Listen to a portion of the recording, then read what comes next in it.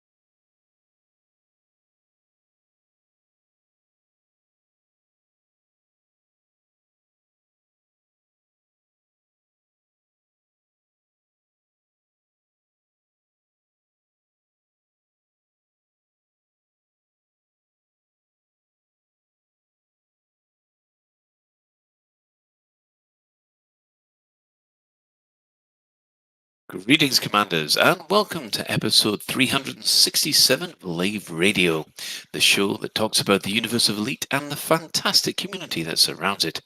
I'm your host, Commander Phoenix Defire, Chief Archivist of Lave Station, otherwise known as Colin Ford, and joining me in the orange Sidewinder bar for this episode, we have our Head of Health and Safety, Commander Edelweiss, otherwise known as Ben Moss Woodward. Well, I can hear you, but I can't hear any music, so I guess that's good, sort of. I guess so. We also have our Inhuman Resources Director, Commander Shan. Hello. Hello. And also joining us, and welcome back to Commander Psychit, our Staff Liaison Officer. Hello. Hello. If you wish, you can join us live. We are supposedly hanging out in game in open. Whereabouts are you, Ben? Yeah, I am indeed out in Lave Station, so for the time being anyway, I'm at Lave Station. I might move around a bit, I don't know. I'll see. Yes.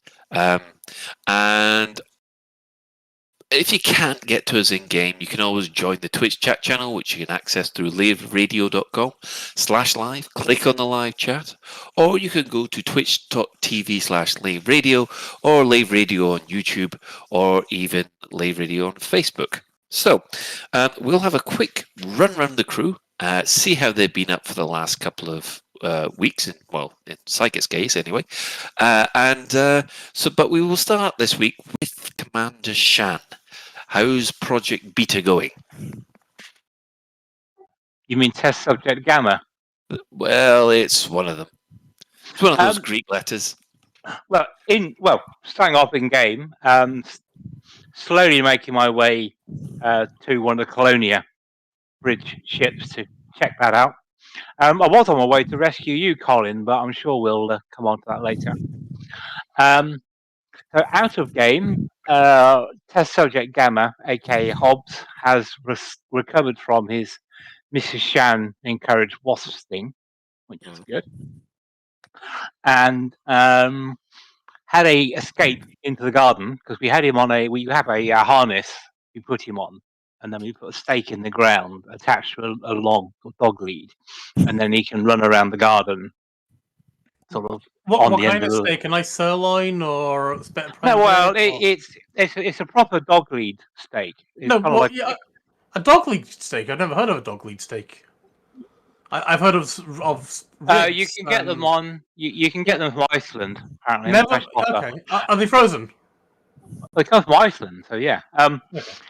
Anyway, so he managed to wriggle out of the said harness and went completely crazy. You know, like Trinity in the Matrix, when she does the run around the wall thing and thing like that. Well, he did that around the garden fence. He was like running horizontally around the garden fence trying to get out. So there was a bit of a game to try and catch him again, which fortunately we did. So we got a new harness and taking him out for a proper walk. Which is quite interesting because where we are in the village, obviously people taking cats out for a walk are a very strange thing. So we got some very strange No, looks. Shan, that's a very strange thing in the world. Yeah, I must admit, it's a case of, oh yeah, we've got to head out. We've just got to take the cat for a walk. No, it's not. It's very good for them, actually. If you've got an indoor cat, it is recommended you take them out for a walk every so often. Well, because as what it I does, have never owned, as I've never owned an indoor cat, I'm afraid I'm going to have to defer to Shan on this one. But it does sound a bit odd.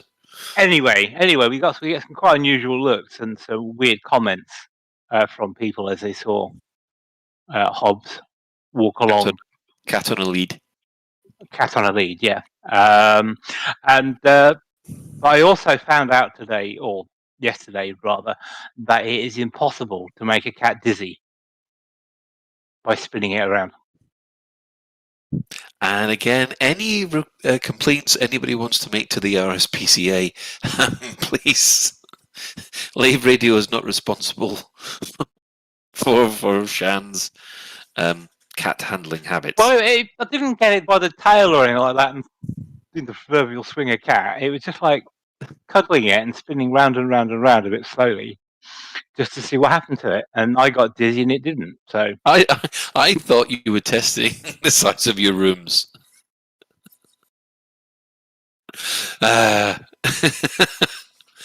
Oh dear. So, apart from that, everything good? What else is going on? Oh, we've got all the mini Shans here. Youngest mini Shan passed his promotion course, so he's got a week.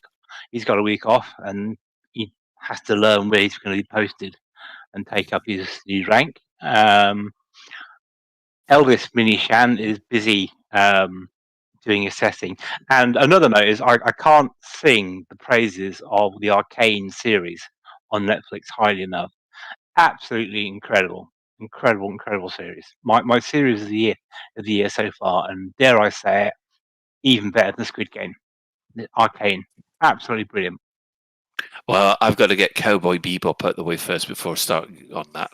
So, anyway, shall we move on to Ben? How have you been this week? Yeah, it's been an interesting week for me. So I'll get the DIY stuff done first. Our floor is halfway laid. We have 2 doors down, 1 painted. We have most of the 4th wall broken. We have IKEA fucking us up royally.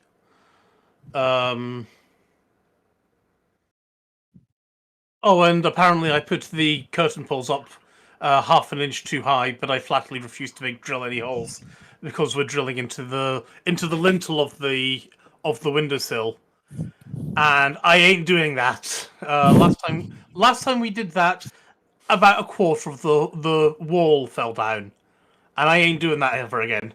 Why am I getting images of some mothers who have them? I don't know. Psycho. So we got this person, Psycho Cow, making comments on Facebook. Apparently, he says how boring you're actually finishing DIY. Oh, and I've also installed a doorbell. Yes, so we have a working doorbell again. That's a good sign. The thing is, Cow. Sorry, I just wanted to interrupt Ben. Yeah.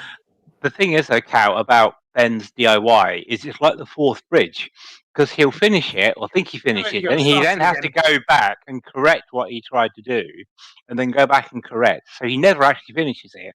It's just a series of corrections. That's essentially the story with the curtains. You know, the wife told me, just use the holes that are already there. You don't want to drill into these things. I don't want to drill into them. I completely agreed with her. So I used the existing holes, and the existing holes are apparently half an inch too high. That to me sounds like it's a measurement problem from the person who measured the curtains that we're getting. Judging by you said that, then it sounds like you're using blue tack to put the curtains up or something. Psychic, just looking at your quotes there. When you say keep him occupied, was that about the cat wheel or whether or not that Ben needs his DIY? Yes.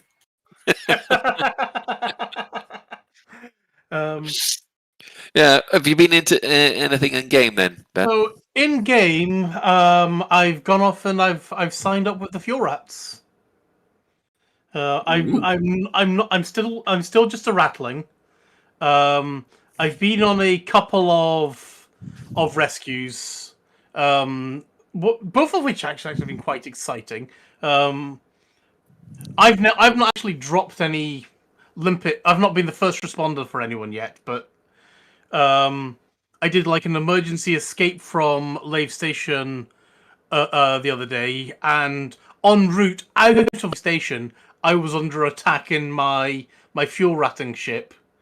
So I've got I've got minimal shields, no weapons, and fuel limpets.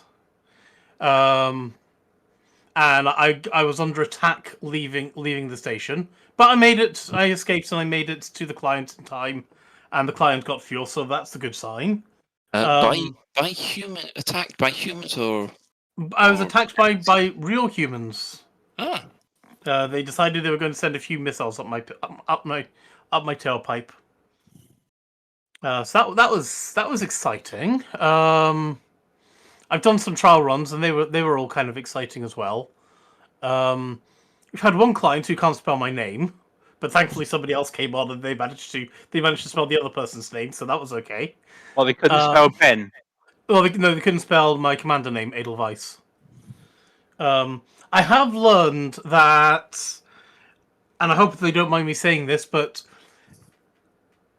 yeah, there could be a need for console commanders to help out the Fuel Rats. So, I mean, they're always looking for people anyway. But I have noticed that they'll sometimes have to go off and try and find a console commander rather than having 10 PC commanders sitting in the wings. All I can say to Little Bigkin is that'll cause constipation. Okay, Shan, you've been going mad in the chat room. What would you like to say to Ben about the Fuel Rats? Well, it was a general question, really, to Ben being a Fuel Rats representative on the show. I'm not a Fuel Rat representative. Anyway. Are lots of people running out of fuel legitimately, or do they do it just to get a Fuel Rat to come along? Because no, so far everything I have seen has been a legitimate rescue. So why do people run out of fuel? So I'm not trying to be awkward like that, but I'm just genuinely interested as to how come sort of several years after game's release, people are still running out of fuel. A lot of people were actually brand new commanders. Yeah, I was reading reading a lot of the chat logs and things like that. And a lot of them are, I've only just gotten the game and things like that. So that's actually quite good, I guess, for the health of Elite, that they're still getting a lot of new commanders. Back when I was doing it, there were, I still haven't got my tail yet, but back when I was doing it, there was a lot of new commanders. Although, to be fair, when I did the big lump of fuel ratting that I was doing, it was on the Epic release. But you do hear that it's the new commanders who maybe, it's another thing that they don't tell you straight off the back. So I could get a new commander, Ben, and I could call a Fuel Rat and lay in wait for you to turn up. Yeah, of course you could, but you could also just show up as Shan or even Shenanigans, and a Fuel Rat would turn up and accept that you're there just to kill them. Because that's no, I wouldn't do that. No, I'm too nice to blow up a Fuel Rat. Oh, well, you could also accept you're there just to waste their time. No. Seriously, I think Fuel Rat should be immune from ganking. simply because they give their time to help other people out. And if you gank a fuel rat, then you're a bit of a Burke, in my opinion. You are. I would agree with that. I'm sure it does happen, but I've Yeah, not it does. seen it. I've not seen it yet. And I've seen people literally rushing home from doing the shopping, dropping their shopping off. Yeah, I'm picturing them sort of running in, dropping their shopping off sort of in the hall, diving onto their console to rescue somebody. And the client got rescued, and that was all good. I was a fuel rat once. And then you take an arrow to the knee? No, that's been patched, hasn't it? It has, yes. But no, best fuel rat story we covered, I think, on Lave Radio was a couple of years ago, where they flew, 24 hours? Oh, yeah. To reach someone? Yeah, there's a lot of epic stories. Stunning. Anyway, you also have a fuel rat report. I can't really give an exciting fuel rat report other than those. They're some of the stories I've seen, but I can't. You obviously can't talk about the clients too much and things. Like confidentiality. Yeah, stuff like that. Right. But yeah, I'm enjoying it so far. Excellent. Well, we'll move on to Psychic. Welcome back. We know you were a bit poorly last week. Thanks. I'm feeling a lot better now. And what you've been up to then? Apart from getting better. A lot of Frontier games. That a lot of Elite, a lot of Jurassic World. We went to see in real life. We went to see a musical a couple of Mondays back, which was very, very good. It was at the Cardiff Millennium Centre, which is the first time I've ever been in there, and it was really beautiful. And the musical was Everybody's Talking About Jamie, which is fantastic. I highly recommend. Excellent. But yeah, just like messing about with the dog.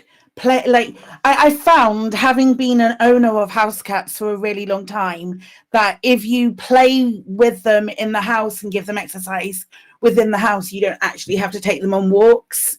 There are actual toys that you can get for Bengals as well, like One Fast Cat, which are absolutely cracking. We've got a whole box of toys, and the cat found its way into it today, and it was like a kid has found his Christmas presents.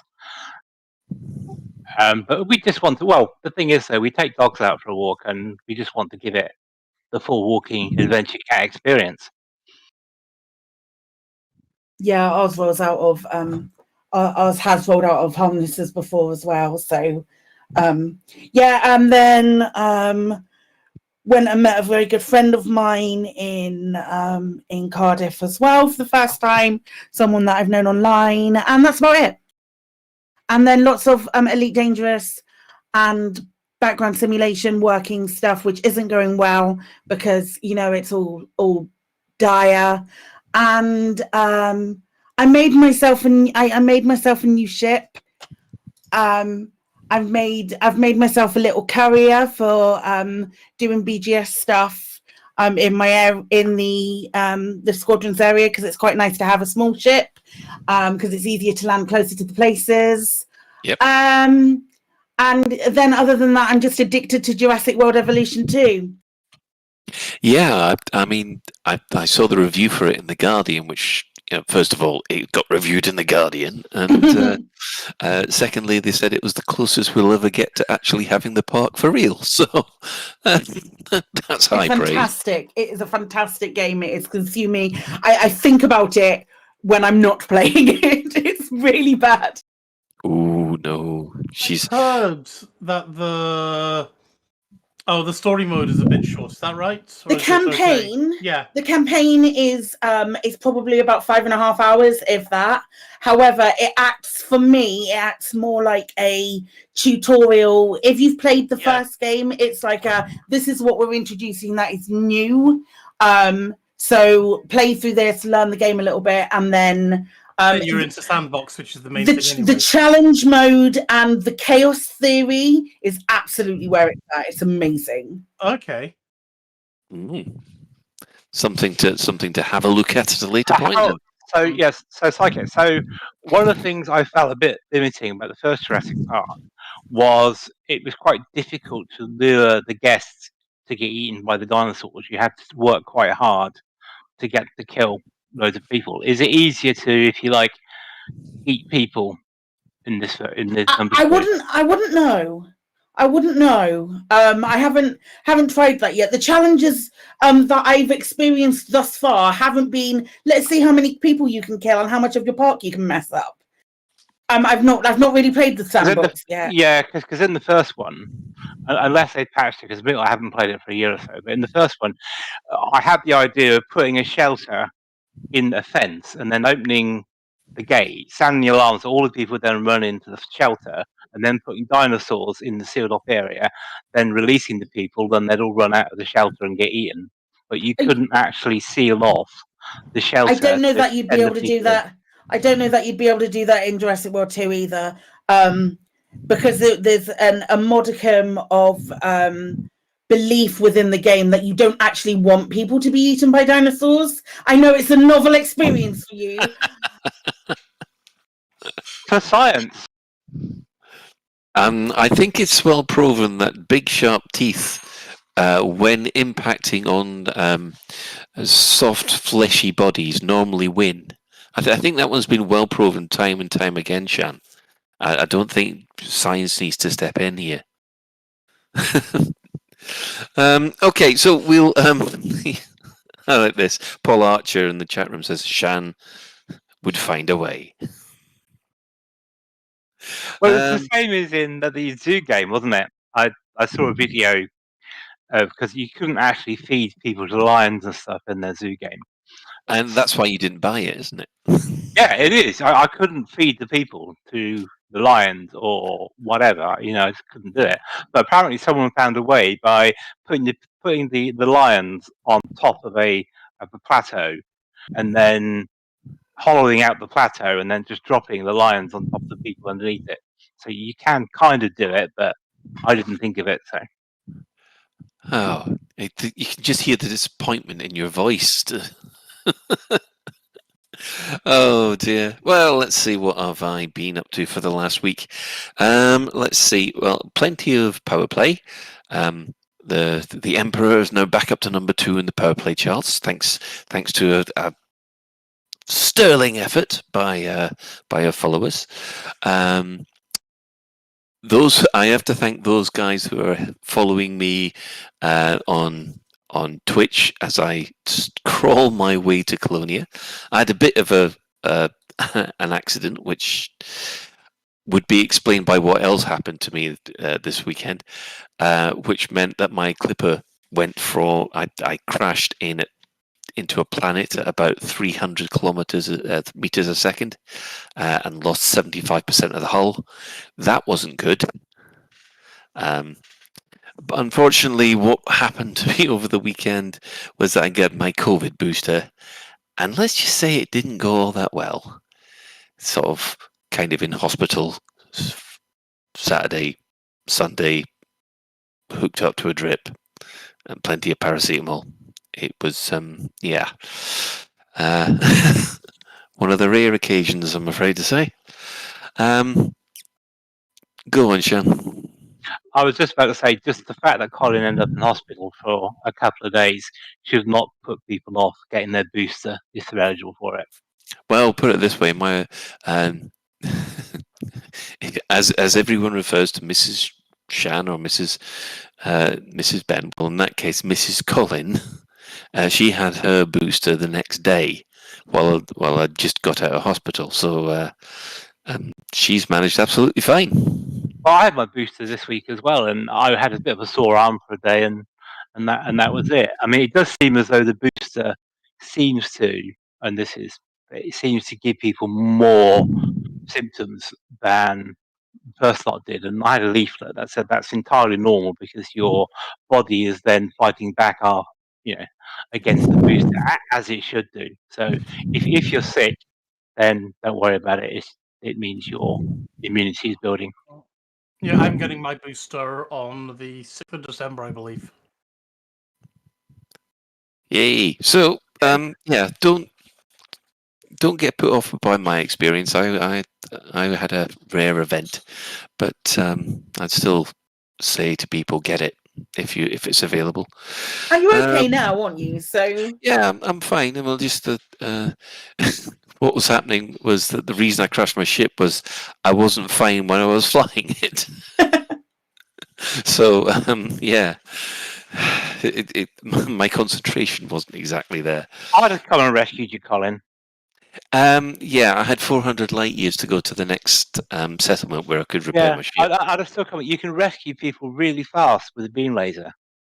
Yeah, so I decided to get out of there before Shan attempted to rescue me, and I'm pleased to say I've now made it back to the Eagle Nebula, and I will be heading back to the place where I crashed because I found this fantastic system with 7 planets, and each of those planets has got 5 or more biologicals on it. So it's pay dirt, and I've got to head back there. Can you sell your stuff at the Colonia Bridge, or do you have to wait until you get to a station? You can sell your stuff at the Colonia Bridge. So have you sold it yet, or are you on your way back? Oh yeah, I've sold my stuff, but I'm on my way back to where I got thumped because I managed to get 2 of the 7 planets scanned when I had an impact on the 3rd, and thought I'm not going to risk it right at this moment in time, and hopped to the Eagle Nebula, and then I'm going to hop back, and then I'm going to take a different route to the next way station, hopefully discovering new systems instead of rediscovering systems people have already got. Are you sure that these biological samples aren't just deposited cans of bio-waste? Quite sure, because there are not any cans there. So out of interest, Colin, I know we're meandering a bit, but out of interest, you go to a system and you see the sun has been claimed by someone, and maybe there's a water world that's been claimed by someone. Do you go on, or do you think, well, actually, there's a metallic or there's an ice world here that hasn't been scanned? I'll do those. I'm just interested to know, when do you decide a system isn't worth fully exploring, or do you do everyone? Oh, I don't do everything. The only thing that I'm stopping and exploring for is atmospheric planets with more than 2 biologicals on it. 2 or more, I'd say. You know, you go through the LFSS scanner, but unless it's an Earth-like, I actually had my first Earth-like last week on this new commander. It was absolutely fantastic, even though it's at the Earth-like section of the FSS. It's a little bit wonky.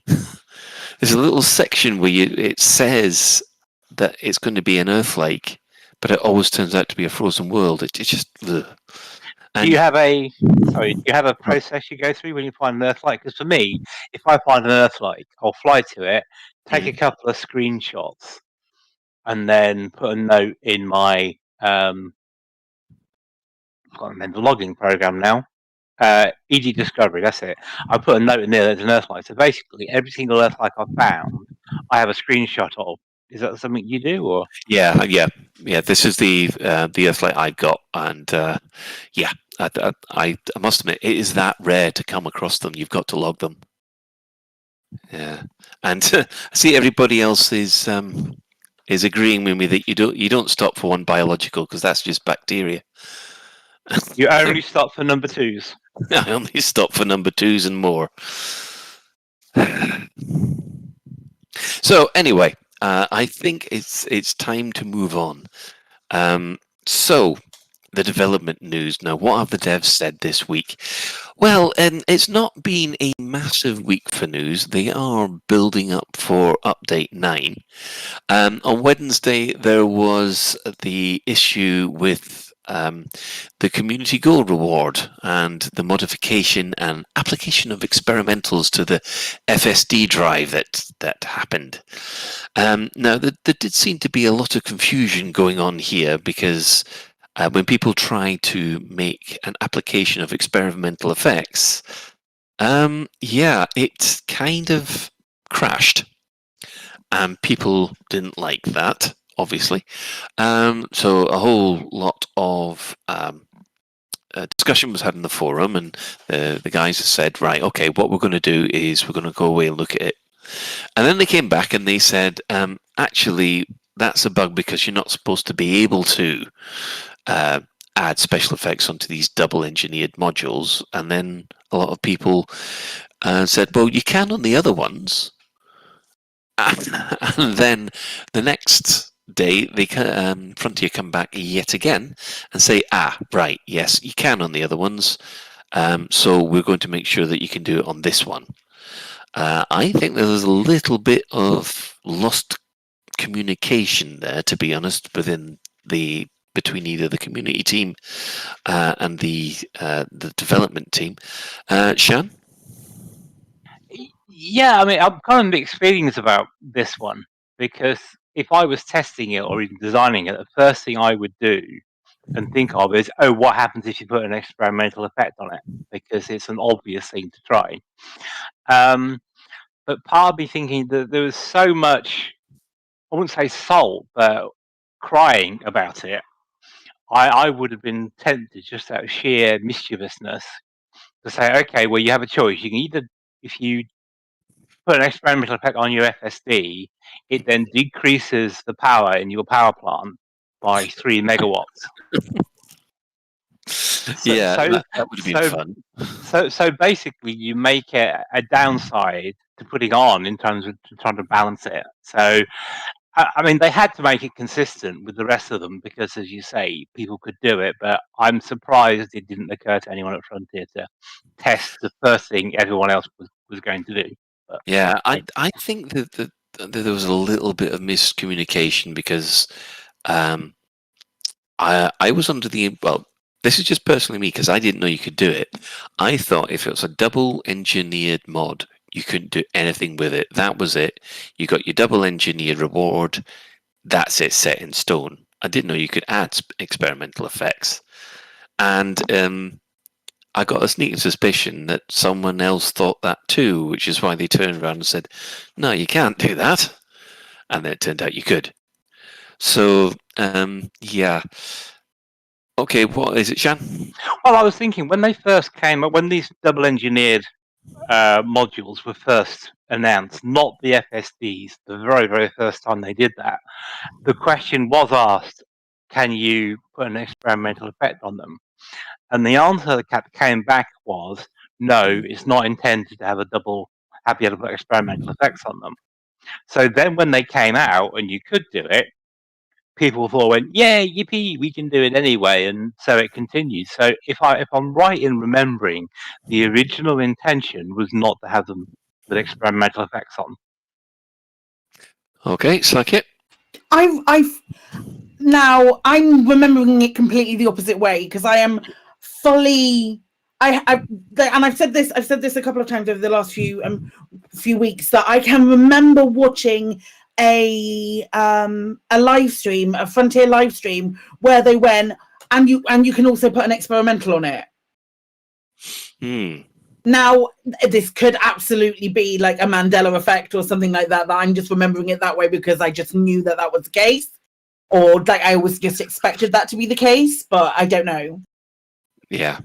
I just think everything got a little bit confusing, and I am afraid to say poor Sally took an awful lot of flack for something which effectively wasn't her fault.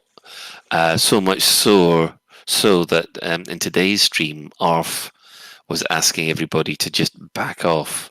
And I must admit, going through some of the vitriol that was going on in the forums at the time, I was there. It's no wonder Sally has walked away from the forums for a little while. I think today was the first day I've seen her back for a while. So yeah, that was unpleasant. But in the end, we now have an FSD with the double effect, with the double engineered items and the experimental effect added. They have said that if you try and add a third engineering effect or engineering modification, it will destroy the module. it will overwrite that module effect. Okay, Sean. Well, do you remember we talked about engineering a few shows ago, and we talked about game balance and things like that, and how some of us felt that engineering was power creep. It just keeps raising the bar and raising the power of things a bit. Do we think that double engineering being so common on modules is an example of power creep? I'm not expecting an answer, but now I'm just trying to think of maybe that's something to think about. Are we seeing that as an example of power creep that we mentioned about engineering a couple of shows ago? Well, it is a case of, I think, these things are supposed to be rewards. You still got to go out and buy them, haven't you? If you like, you can get these things from the tech brokers. Am I wrong? Not yet. Only the size 5 you can get from the tech broker. But the idea is that the rest of them will be coming to tech brokers at a later I point. would have thought so. Yeah, absolutely. Yeah. Well, I mean, if that's the case, then I've got no problem with it as long as everybody's got equal access to it instead of, And they're going to be doing more as well with the next. If they've already dropped the hints that they're going to be doing more with the next Colonia Bridge Pass, which is good because the last one, like a lot of people missed out on it because everybody went, "Oh, that's such good rewards," and just did it so quickly. So. But does that not disincentivize people to taking part in the CG? The fact is, we won't bother. We'll just wait for it to come out on its own. I think it really depends, because one half of people will probably be like, yeah, well, it's probably going to come out as a tech broker, so I won't bother. But other people who really want to get their hands on it can get their hands on it that way. Yeah. I suppose it's a bit like going to the cinema, isn't it? I won't bother seeing it at the cinema. I'll wait until it comes out on Netflix. Exactly, yeah. Yeah. I like what Phoenix Blue Zero says. It says, I wouldn't call it power creep. I'd call it technological advancement. AKA power creep, anyway. Right. I mean, yeah. And you have to say that people did want this. The CG finished so quickly for that. It was quite astounding, to be honest. Right. Moving on from there, there was a Thursday 18th CQC stream. Apart from watching some devastating piloting, they kind of confirmed maybe a sale that everybody would be looking forward to, say at the end of November. And that the Midnight Black Skin. I don't know. I get the feeling it's a bit dark. Yes. Bruce also dropped a hint or two that there might be CQC news coming in the next, by the end of the month or in the next developer update, which... I did not see that. I'm so excited. There might be. There's nothing confirmed, but it would be nice if there was something like that. Well, if he said that, we're all going to hold him to it and get really disappointed when nothing happens. Yes. Now, we'll come to the financial stuff in a second. I just want to get today's Tuesday community thing out the way. Well, first of all, Arv did ask about everyone to be nice to the devs on the forums when they do turn up, in light to some of the vitriol and salt that was happening. They have managed to have the first Meet the Devs reward down in Oxford. And the first thing that we saw was this fantastic, massive 3D printed SRV. It's almost as tall as Arf. Is that what you're saying, Ben? No, although the 3D printed SRV was amazing. What I'm actually on about is we all know how tall Mr. Adam Woods is. Mm-hmm. And in that photograph, Arf was standing taller than Adam. And he's a bigger lad than Adam. Well, there we have it. So Arf is possibly a very, very large, and I don't mean fat, gentleman. Like, big. Possibly in always, though I don't know him that well. He had to go there, didn't he? Wowza. Arf is never going to come on this thing again, is he? He's never going to come on our show again. I suddenly thought, hang on, it sounds like I'm calling our fat here, which I'm not. I'm So just meaning I'm going to he's big. overcompensate the other way and go, and he's got a big knob. Jesus Christ, Ben. At least you didn't imply his bigness was 3D printed, Ben. Right. Yeah. There are times when I just that is just such a railroad off. It's taking us straight into a train crash. Right. Yes, the other thing that they announced was on December the 10th. They're wanting to. Oh, psych it. Go on then. I'm just saying that I think the word that you were looking for was tall. That would have worked. That would have been fine. He's not just tall though, because Adam Woods is tall, but Adam Woods is kind of tall and skinny, and Arf, there's a lot of meat on Arf's bone, and it's not fat. So he's thick with 2 C's. Is that what you mean? Possibly. Oh my fucking God. We're the early first size smut piece, I'm aren't we? done. That's great. Wow. I'm just feeling embarrassed for everybody who's listening to this right now. Okay? I thought we're supposed to reduce malarkey on this show. I'm back now. All of a sudden, we were playing Bridge Crew last night. All of a sudden, I think we've just gone to cringe factor 10. Oh, right. Everybody else, I've tuned out and gone to my happy place. Yeah, I don't blame you, Phoenix. Well, like Arf. Right. Right, where were we? Oh, yes. Well, if you want to meet the aforementioned Arf, and judge for yourself his height, I'm not going to say size, I'm going to height. Bring a tape measure. Oh, God. No, don't say that, because you know the Hutton Trackers will. Well, it might be part of Dockers. You don't know, do you? Oh, God. Anyway, December the 10th, they in order to raise money for special effect, there's going to be a community meet in Cambridge. They will be announcing details about tickets, and I'm ignoring that psychic. And I don't know what you mean. they will be announcing tickets and purchasing. Details will be posted on the forums. I'm not sure if they've been posted yet, but we will wait and see. And they were also making a lot of hints about the Black Friday possibly sale that might be coming, that will include a lot of things that people want. I thought it was, an Orange Thursday sale, but it turns out that's only works in prison. Anyway. Sorry, Colin, what was the reference to that?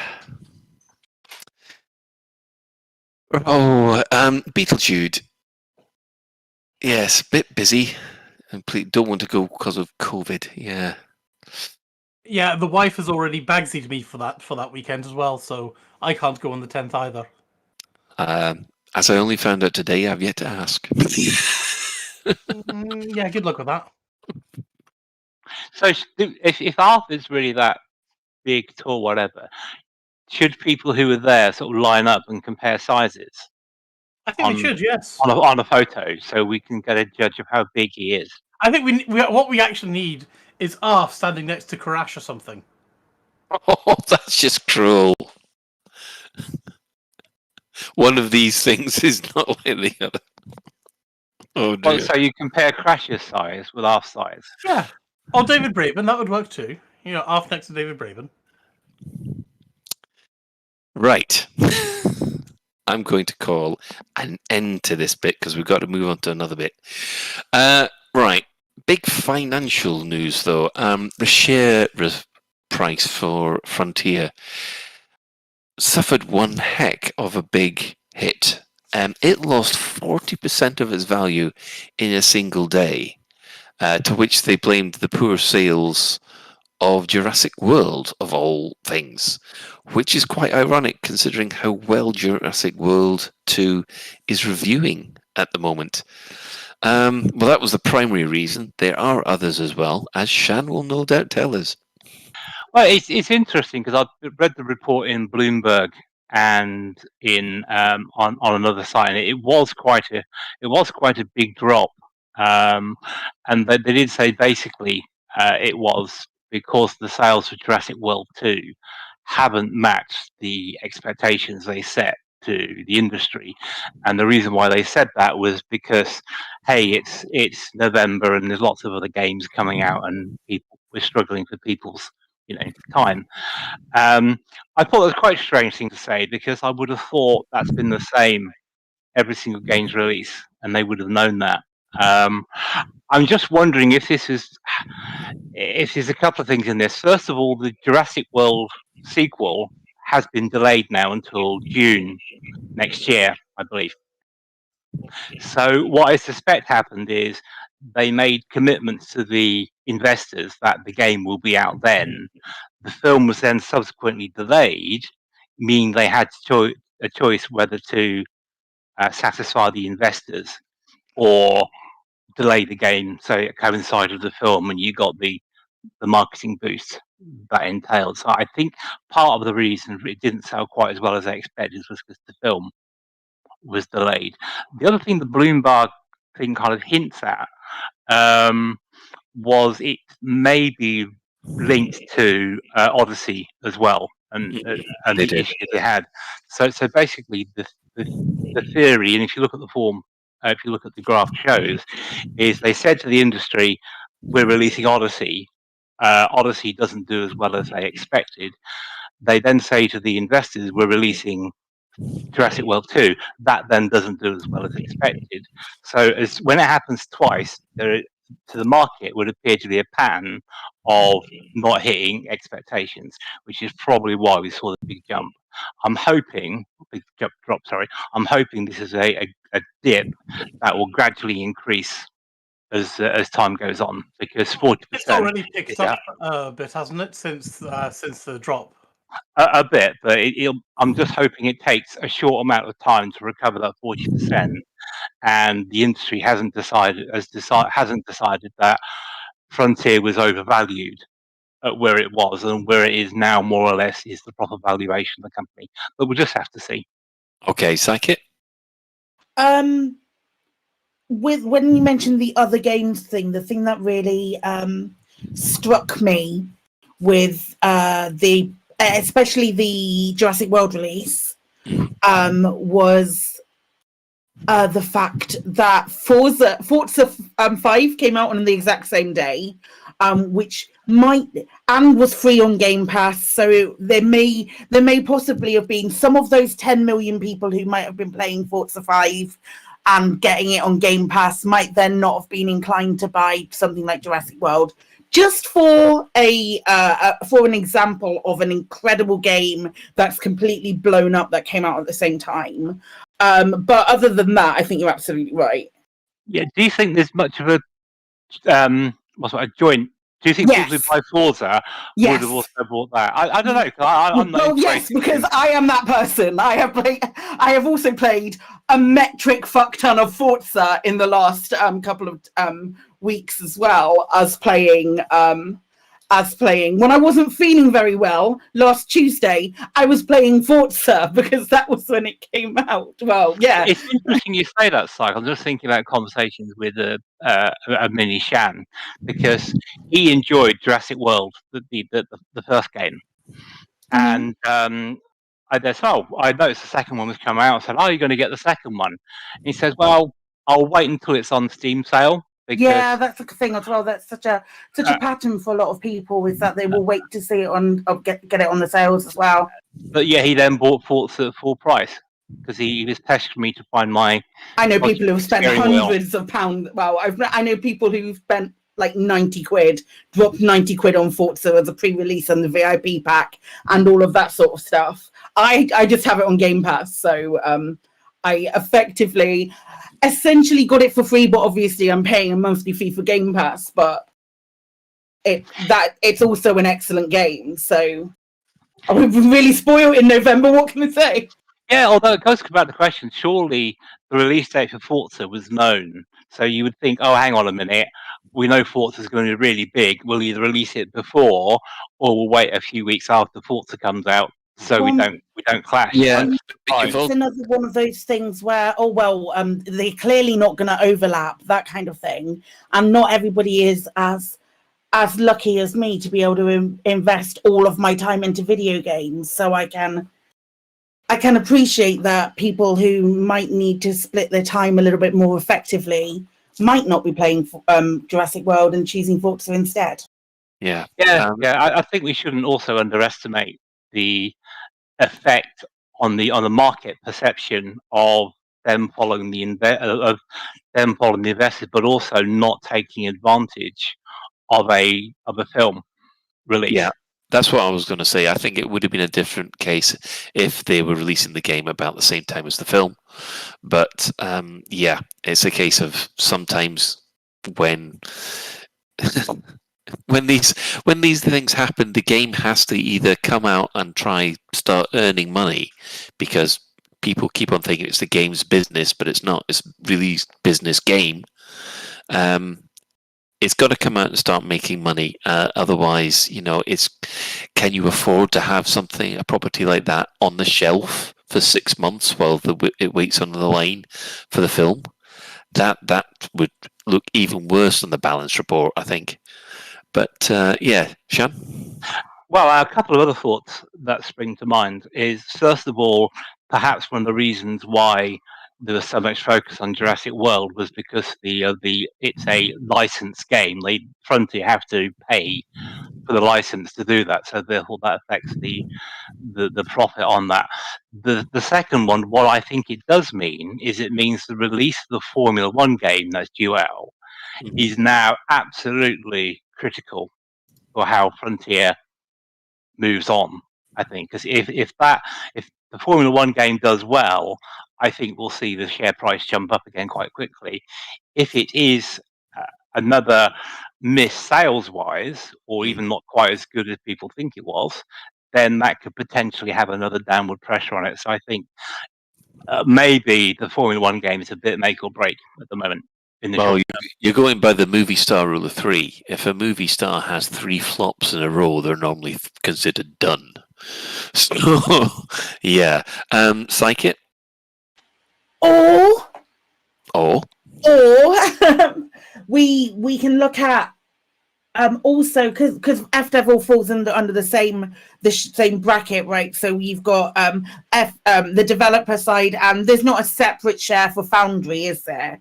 Foundry's all set under that same bracket. So there might be games that aren't Frontier releases that also seem to do well. I'm not 100% sure if there's 2 different shares. I would be very surprised if there was. But if there was, there might be some Foundry releases that are coming out that might do really well and might exceed expectations as well. I don't know what is at the moment. Yeah, I think they are all the same company. I think what they do, the Foundry stuff is released, if you like, under the Frontier umbrella. Yeah. I just wondered if there was a different sort of stock. But I couldn't think of a game other than the Formula One that's due out soon. Because when's the Warcraft? That's a little while, and then there's a boat one on the Foundry. It's not Warhammer. Warhammer, sorry. Jesus, you call Warhammer people Warcraft, and they'll be sending the Orc boys after you. And well, I'll raise them Orc boys and raise them our taxes in Guild Wars. Anyway. So. No, sorry, your Guild Wars guys would stand no chance, as any Warhammer 40k.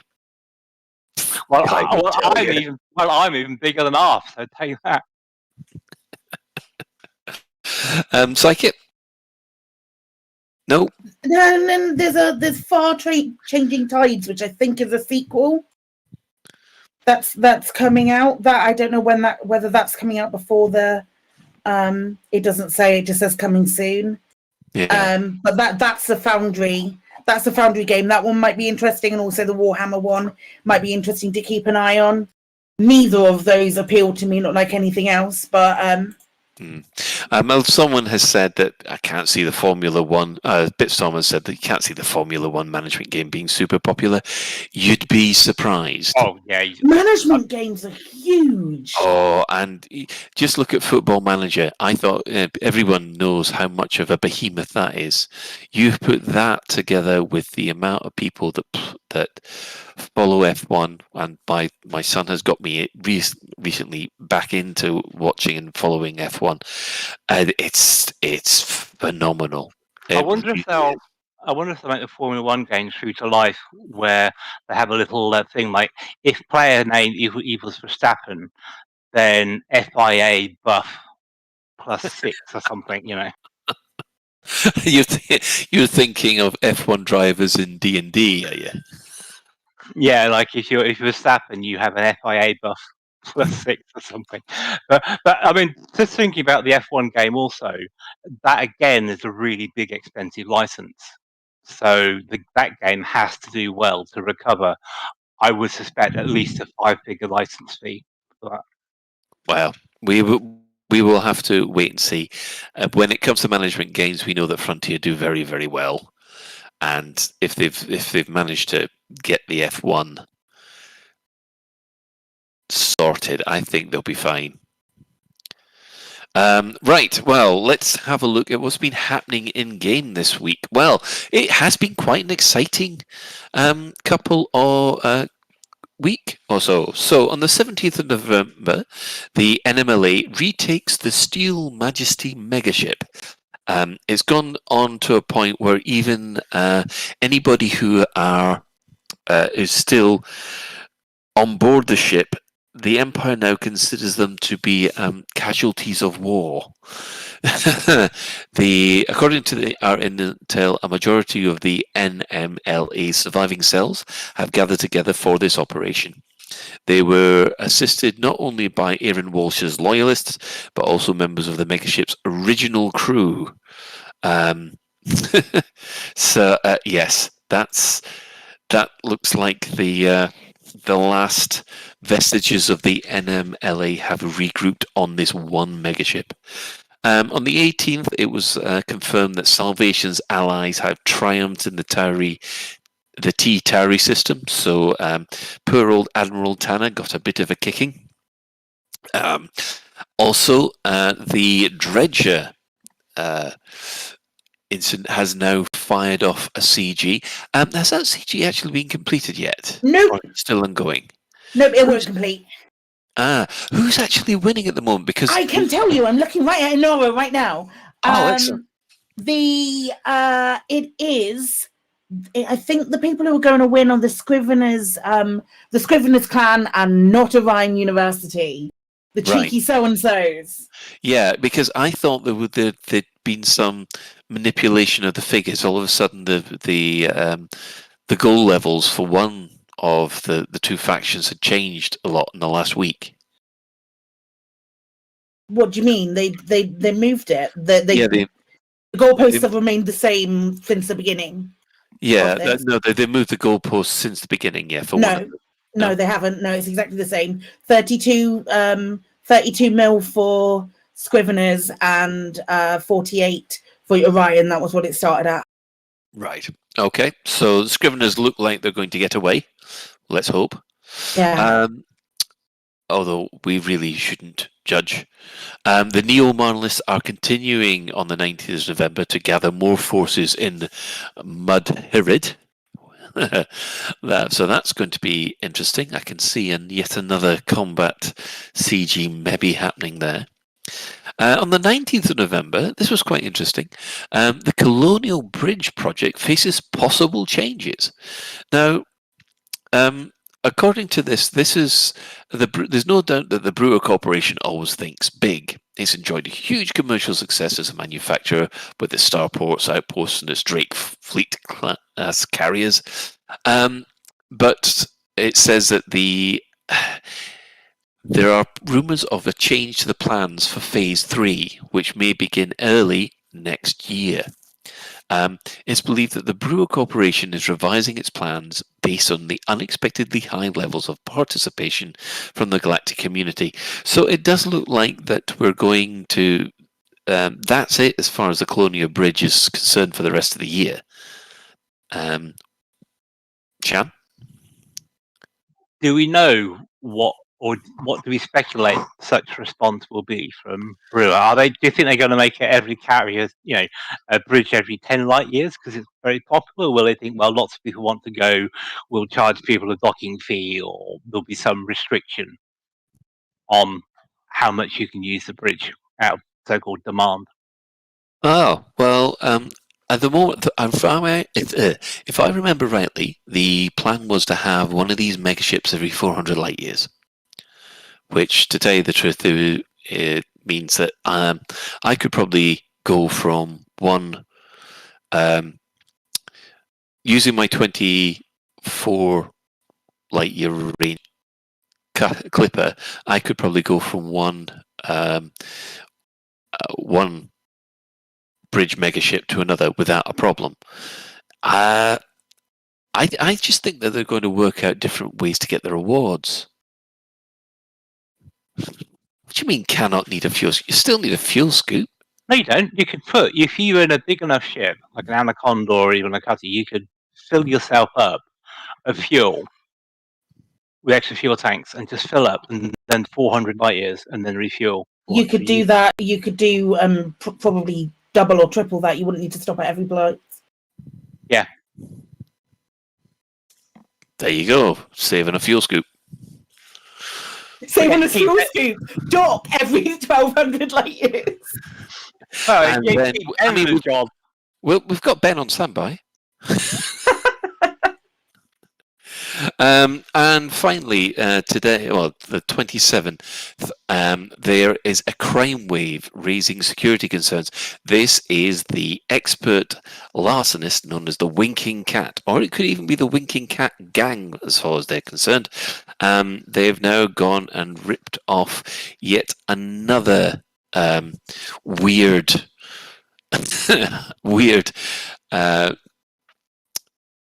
item, in this case, a working prototype of the Anchiles Corporation's XS1001 security robot. Apparently, the several XS801 models were found lying about making purring sounds. So, yes, doesn't really help advertise the XS801 model, does it? Nothing to do with my cat before people say, and that is not why I'm teaching it to walk as well.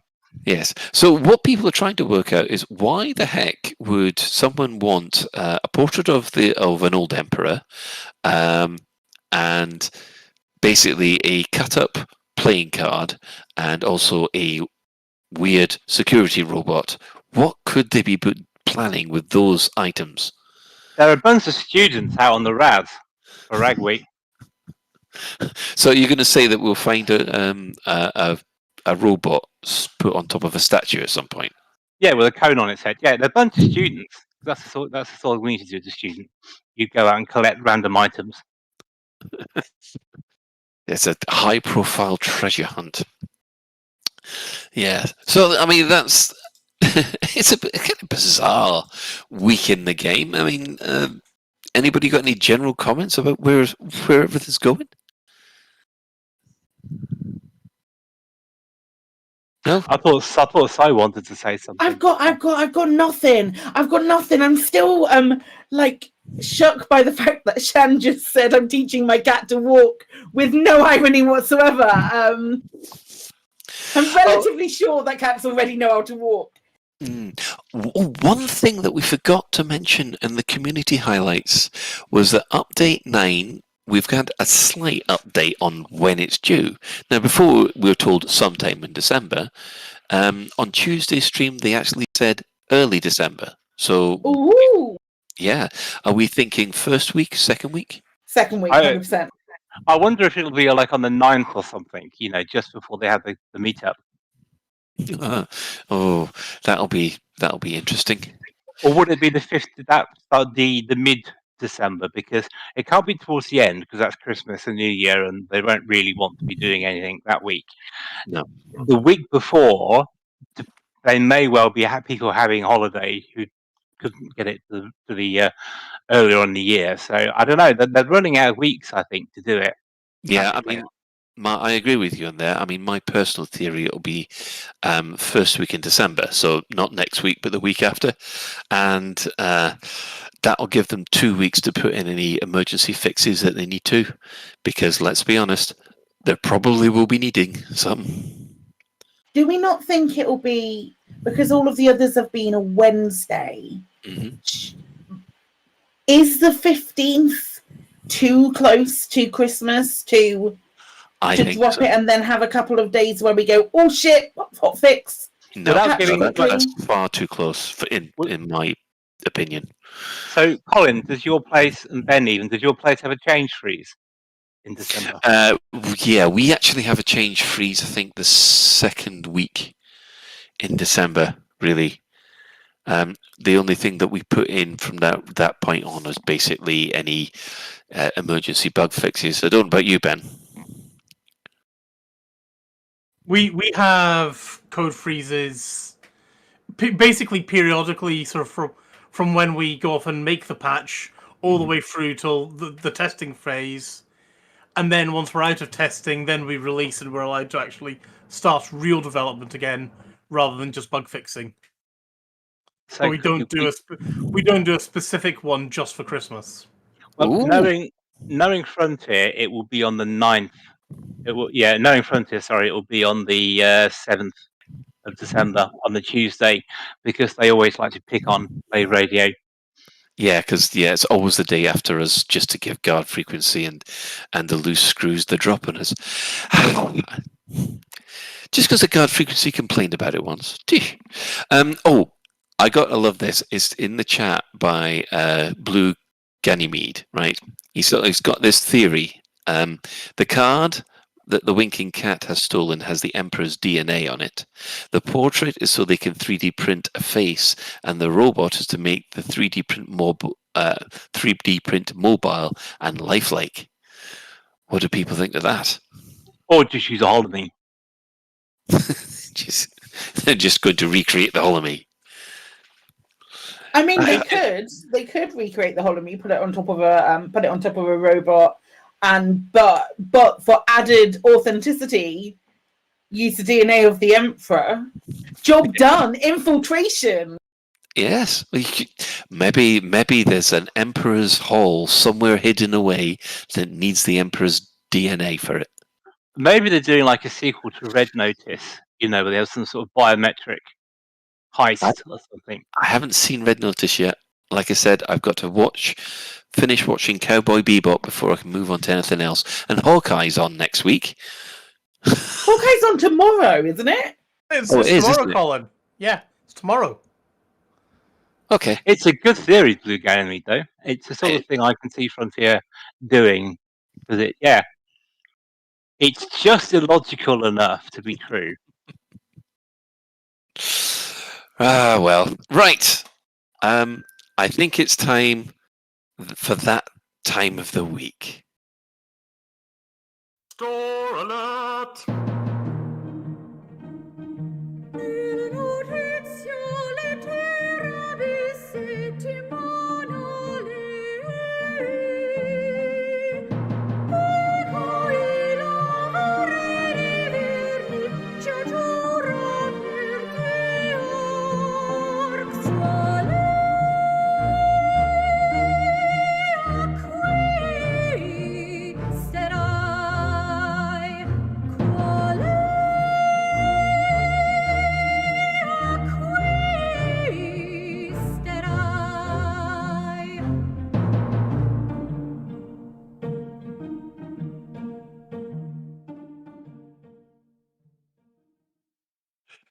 And we have to thank not only the legendary JN Trax from the Loose Screw podcast, but Mrs. JN Trax, because Mrs. JN Trax has had opera training. And that is effectively the store Alert song, translated into Italian and sung in Italian.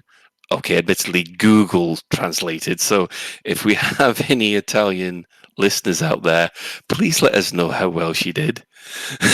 Well, Google Translate worked. I am cheering at that. Awesome, utterly stunning. So yeah, Sorry, you were. Well, you're just recovering. I am like in a full state of shock. That was incredible. Can we just repeat that again? I know we got the thing, but can we just listen to that again? No, balls to it. The show doesn't matter.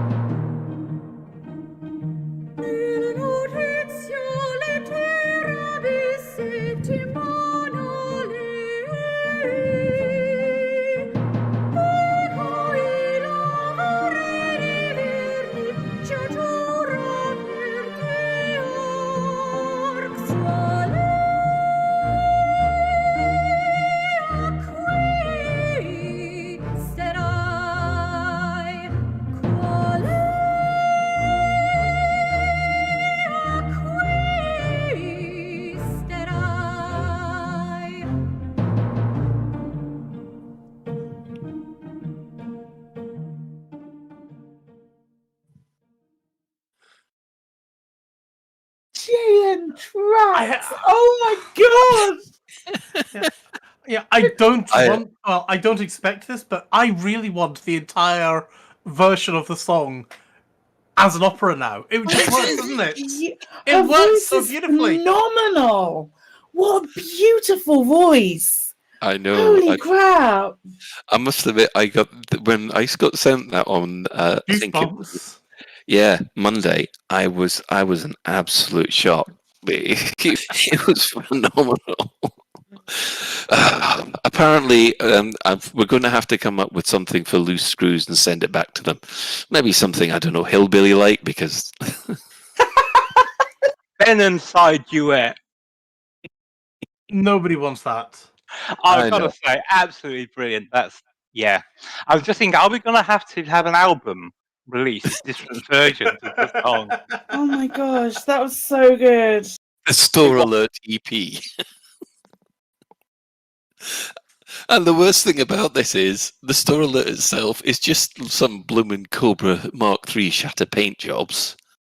It's not exactly worthy of the jingle, I think. It's all right. It's all right. We've got good stuff coming. It's fine. Chris Mark IV says now that's what I call Store Alert Volume 1.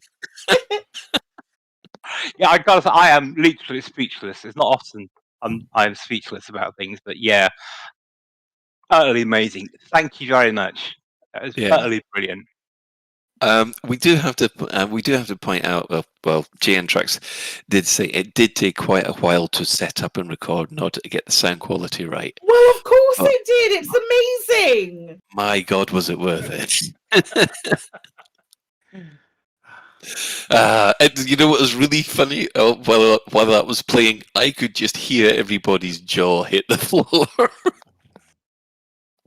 For sure. I mean, what was brilliant about it was done in Italian or Google Italian to be truly operatic. You know, she could have sung it in an operatic tone in English, and it wouldn't have had the same impact. It had to be in Italian or maybe even German, perhaps, if it thing. But you know, it had to be in Italian, I think. And top marks. Right, I think yes, we're now actually showing on the on the stream what the actual shattered pattern looks like, and yeah, it's nice. It's on a Cobra, but it's not worth Italian Store Alert. We need to come up. You need. I'm sorry, Frontier. You have to come up with a. You need to. Yeah, we need a Store Alert that's worthy of the Italian Store Alert. Well, that looks like you see the grunge Store Alert for those. we need the hillbilly Store Alert for things like this. A country and western played on a banjo. With the harmonica sort of thing. No, oh dear. Anyway, Red Dead Redemption style store alert. Sorry for giving you ideas, Tracks. oh no! If he turns up next time, we've got Billy Bob Thornton all singing down that line at us. I thought, Billy no. Bob store alert, yeah. Although actually, I did. On a sad note, on a more serious note, I did read the one of the band who I think it wrote "The Lion Sleeps Tonight" died this last week, didn't they? If I remember right. Yes, that is actually true. One of the guys that wrote that. Mind you, that song has been around since 1923. So I actually think though, he would be pleased with the store alert alternatives with this. I think he would think, I'm so glad I wrote that song for the store alert on Lave Radio. Just because 3 old blokes and a girl can actually take the mickey out of it with various versions. Oh my god, it was amazing. I'm not even. Oh, it was so good. Winchy Mute says store alert using dueling banjos. JN Tracks, I hope you're taking notes. Or you could do store alert in the style of Joe Exotic singing, couldn't you? You've not seen Tiger King 2, some of his music tracks? Anyway. Right. Okay. I think just so that everyone can calm down, we will take an advert break, and then we'll come back with some, I guess, more discussion. Are you thinking of suing over missold Python protection insurance? Had an accident in an airlock or slipped in a space station cargo bay and thinking of suing for compensation? Well, don't. I tried to take my ship commander to court for making fertiliser out of my crewmates. Legal fees have left me with nothing, and now I'm hungry. All the time. At Watt & Brittany, we take small print very seriously. We have a massive team of lawyers just waiting to block your case and ramp up your legal costs. I wanted a simple, no-win, no-fee arrangement. My case got blown out of the water by Watt & Brittany, and now I have to rent out my arse for hydrogen fuel. At Watt & Brittany, we have a saying, if you don't want a beating, stay out of our court. I was savaged by a wild creature whilst fixing a vending machine. Can't I claim compensation? No, you can't, because we have a massive team of lawyers and you're just someone who works for a living. Watt & Brittany. Don't even think about it.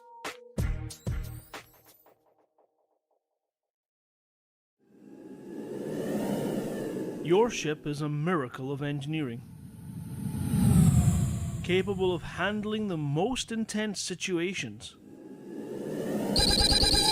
But with no sound in a vacuum, how do you keep up with your ship? Introducing Simulated Sound, where your ship recreates the sound of battle so no vital signal is lost to the vacuum. But wait! Why be stuck with the sounds of death and destruction? We offer alternative sound effects for all encounters. Activating cargo dump. Change the sound of battle with our choice of audio packs. Why not feel sexy in battle? Installing sound pack.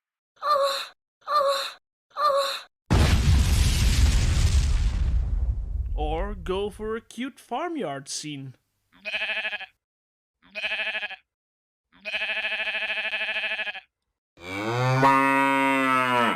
Or even our classy stress reliever. Impact in 5, 4, 3, 2, 1. New Stroudsbury sound packs, changing the sound of battle. Are you struggling with paying fines? Do you lose sleep in hyperspace worrying about docking at the next space station? If the answer is yes, then you need to call Cowell & McGrath Fine Management Services. I got scanned while in Federation space and was caught carrying slaves. It was an unexpected expense that I couldn't afford on top of my fines for damage caused whilst docking. We can help you consolidate all your existing fines into a single large fine, payable in regular instalments at what is almost a competitive interest rate. I called Cowell & McGrath Fine Management Services, and they helped me pay my existing fines before I got a bounty on my head. They really saved my life. At Cowell & McGrath, we've helped thousands of pilots whose fines had spiralled out of control. dared not go near a police star system. Got so desperate that I'd almost resigned myself to a life of piracy. Luckily, I found Cowell and McGrath's services before I actually murdered anyone in cold blood. No fines too big, no criminal record too damning. We're here to help you, no questions asked. Find us in the Lave business directory. I'd got into debt as a result of a massive counter lawsuit by Watt and Pritney. It happened because I'd taken advice on Python protection insurance from... Wait a minute! It was you! Cowell and McGrath. Minimum liability, zero accountability. Warning, balances may go up as well as down. Missed payments may lead to repossession of your ship, seizure of cargo, or the... Well, Lave Con, if we get a collection of them, we can play them at the end of each show or each segment or something. Shan, mics went live. I think that's a bit of an edit. Don't worry, Shan is in listen-only mode. Is he now? Well, I hope not, because we need him. Right.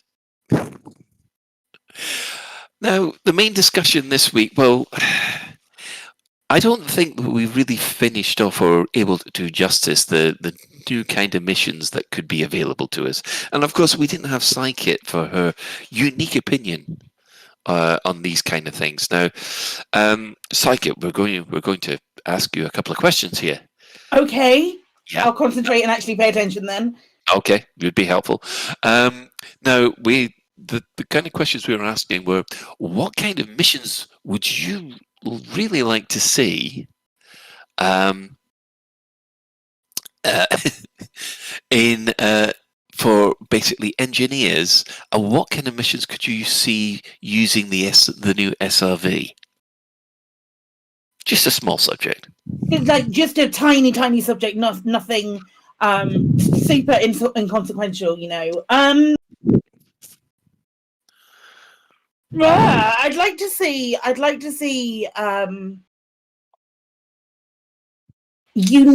this is going to sound like such a cop out. I'd really like to see unique missions. Only missions that you can get from particular engineers. Oh no, that's fine. That's fine. So basically, handcrafted, and this is the thing. Do you want sort of a kind of little handcrafted campaign for each engineer, or would you prefer to have, just some kind of random missions but have that engineer's flavor? I think yes, I would like to see. I would like to see those, Colin. Thank you for suggesting them. All of those are really good ideas. For example, you might want a mission for a certain engineer who will not name, for you to go and dispose of bodies or something like that. Yeah, like someone who's maybe got an excess of escape pods that they're not using for full testing, and they want you to just deposit them into a sun or something. Just keep them out of the authorities' way, kind of thing. Yeah, stuff like that would be really cool. But I wouldn't be. I'd like those would be kind of cool and high-paying, high-reward missions, and stuff like that would have a big risk as well, and the risk to weigh the award. But then also a set of missions that are engineer-specific that reward like high-level materials for the kind of things to engineer the things that those engineers want, rather than just like biotech conductors and shit like that. Yeah, so basically, if you know that you're short of a few components, you can say, right, I'll run a mission for you if you give me the components that I need for this. Exactly, and that be like maybe a bog standard mission or something. But then like an overhaul on engineering where you go, all you need. I am short a lot. I want this particular engineered item. What do you want me to do in order to get this? That kind of thing. I'd really love to see something like that.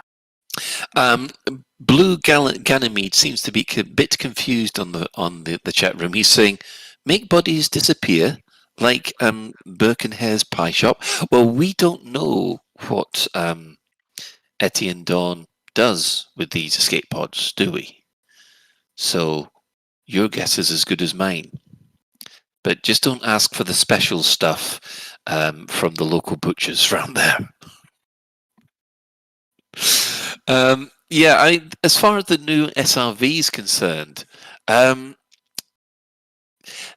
don't know if anybody's come across this. Have we ever had missions where you defend a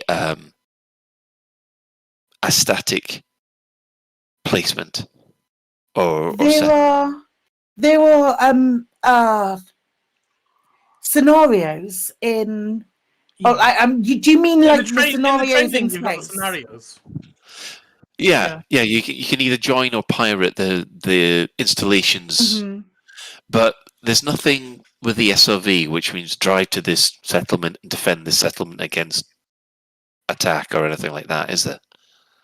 There's not really a lot for the SRV in general. It's like the SRV is there, and it's fun for a lot of people, and they're bringing in a whole new SRV, which is going to be a lot of fun for maybe an extra person, but there's still just SRV specific missions are something that have been lacking for a really long time, because we've had SRVs in the game for a really long time. So it'd be nice to see just a smidge, not. I mean, they've had time to think about it, Colin. Would you not say that the assault the base things are SRV specific missions? They are. So there are 3 basically: assault the base or disable the shield generator. Oh, you see, when you can do them from your ship. Yeah, I know, but there's nothing like defend this planetary outpost or defend this. I think you're right, Colin. I can't recall a defend one. There isn't. Maybe because it's a persistence instancing issue, in that if you're about to lose your thing you're defending, you can just relog or something like that, and it would then reset, and you get another go. I don't know. Maybe there's something like that as to why. Why wouldn't it be the same when you have to defend a space installation? I don't think it's a defend the space installation. Well, I got a sneaking suspicion that what would happen was that the enemies would come after you, and if you manage to kill all the enemies, then it's assumed that they hit they damage whatever you were trying to defend. But if you manage to fight them off, you fight them off. I just thought it would, it would be an ideal opportunity for some kind of new gameplay, because like Shan said, I can't recall any time where you go to not even a friendly outpost or settlement and defend it against attackers. I guess you could have it. The mission would automatically fail if you were destroyed. But the assumption was that because you were destroyed, they then got through and blew up the item you're protecting. But then again, is that necessarily the case? Because if you was part of a team, just because you get blown up doesn't mean to say the team would fail. But I'm just running it through. But because in GTA, if you're on a heist and someone gets killed or disconnects, the heist fails, doesn't it? Yeah. Yeah. I mean, that could be a possibility, but yeah, it's just an idea that I thought could have occur with the new combat SRV. There always seems to be a hit this target. There's never a defend this target. The closest you get to is in the CZs, where you are either on the defending or the attacking side, and then it just doesn't feel. Well, even then, that's not really defending an objective, is it? You're not so. Yeah, I think it's definitely an idea, but I think some thought would need to be in the mechanics of it. The idea I think we had last week was use the dual C SRV to smuggle a passenger into a base or something like that, and you would have to avoid scans to either get the passenger out of the base or into somewhere. Yeah, a bit like how you smuggling. If you scanned, you get a fine. Well, even if you got a passenger, illegal passenger, you fail the mission, don't you? Well, yeah. I mean, if you approach a base, normally the base security will scan a ship, but they don't scan SRVs. So that could be a good one to go with. Yeah, we also touched on the fact that we didn't know whether or not the guy to handle the job opportunity for SRV AI had ever been filled. And SRV to NPC SRV combat has never occurred. Fingers crossed we get it. Or do you think when the mission it will be kill X skimmers or something like that in the combat SRV? Do you think that it will just be a extension of I hope killer not. base or something? I hope they're going to be a little bit more nuanced than that, because I mean that's pretty much the Big Mac typical straightforward fatty burger type mission that you'd expect. But there are times you do want a kind of nice salad wrap of a mission to go with it. God knows where I'm getting these. No, it is. I don't. I'm afraid I don't see it happening, but I hope it does. It sort of asks the question of, well, you have a GTA style heist in there, so you have two people in your SRV, and somehow you need to smuggle your way into the base. And then you drop a person off to turn off the power, and then one person to go and steal the power unit or whatever it is, and they then meet back at the SRV, and away you go. So having a two-person SRV with a GTA style heist I'd really enjoy that. But again, the mechanics in there we haven't seen evidence of, and I would expect are beyond that of update. Of course, the most obvious reason for having a combat SRV is because we're going to need to take on Thargoid equivalents. Well, yeah, eventually. Everything's leading up to it, isn't it? It does feel like it, doesn't it? It's. I am beginning to wonder, though, whether or not the PC version is still going to get the Thargoid combat before even the console versions are thought of. I'd be surprised. No, I'm just wondering because of the silence on the console release. We know that they're concentrating on the PC version. I know, and they'll look at consoles after they think they've got the PC version up to snuff. But I think every time I see how difficult this has been to optimize for lower end cards, I do get a little bit concerned that the consoles might be getting left behind. But that's a different argument. So. Basically, the SRVs, I can't really think of much else that the combat ones are going to do.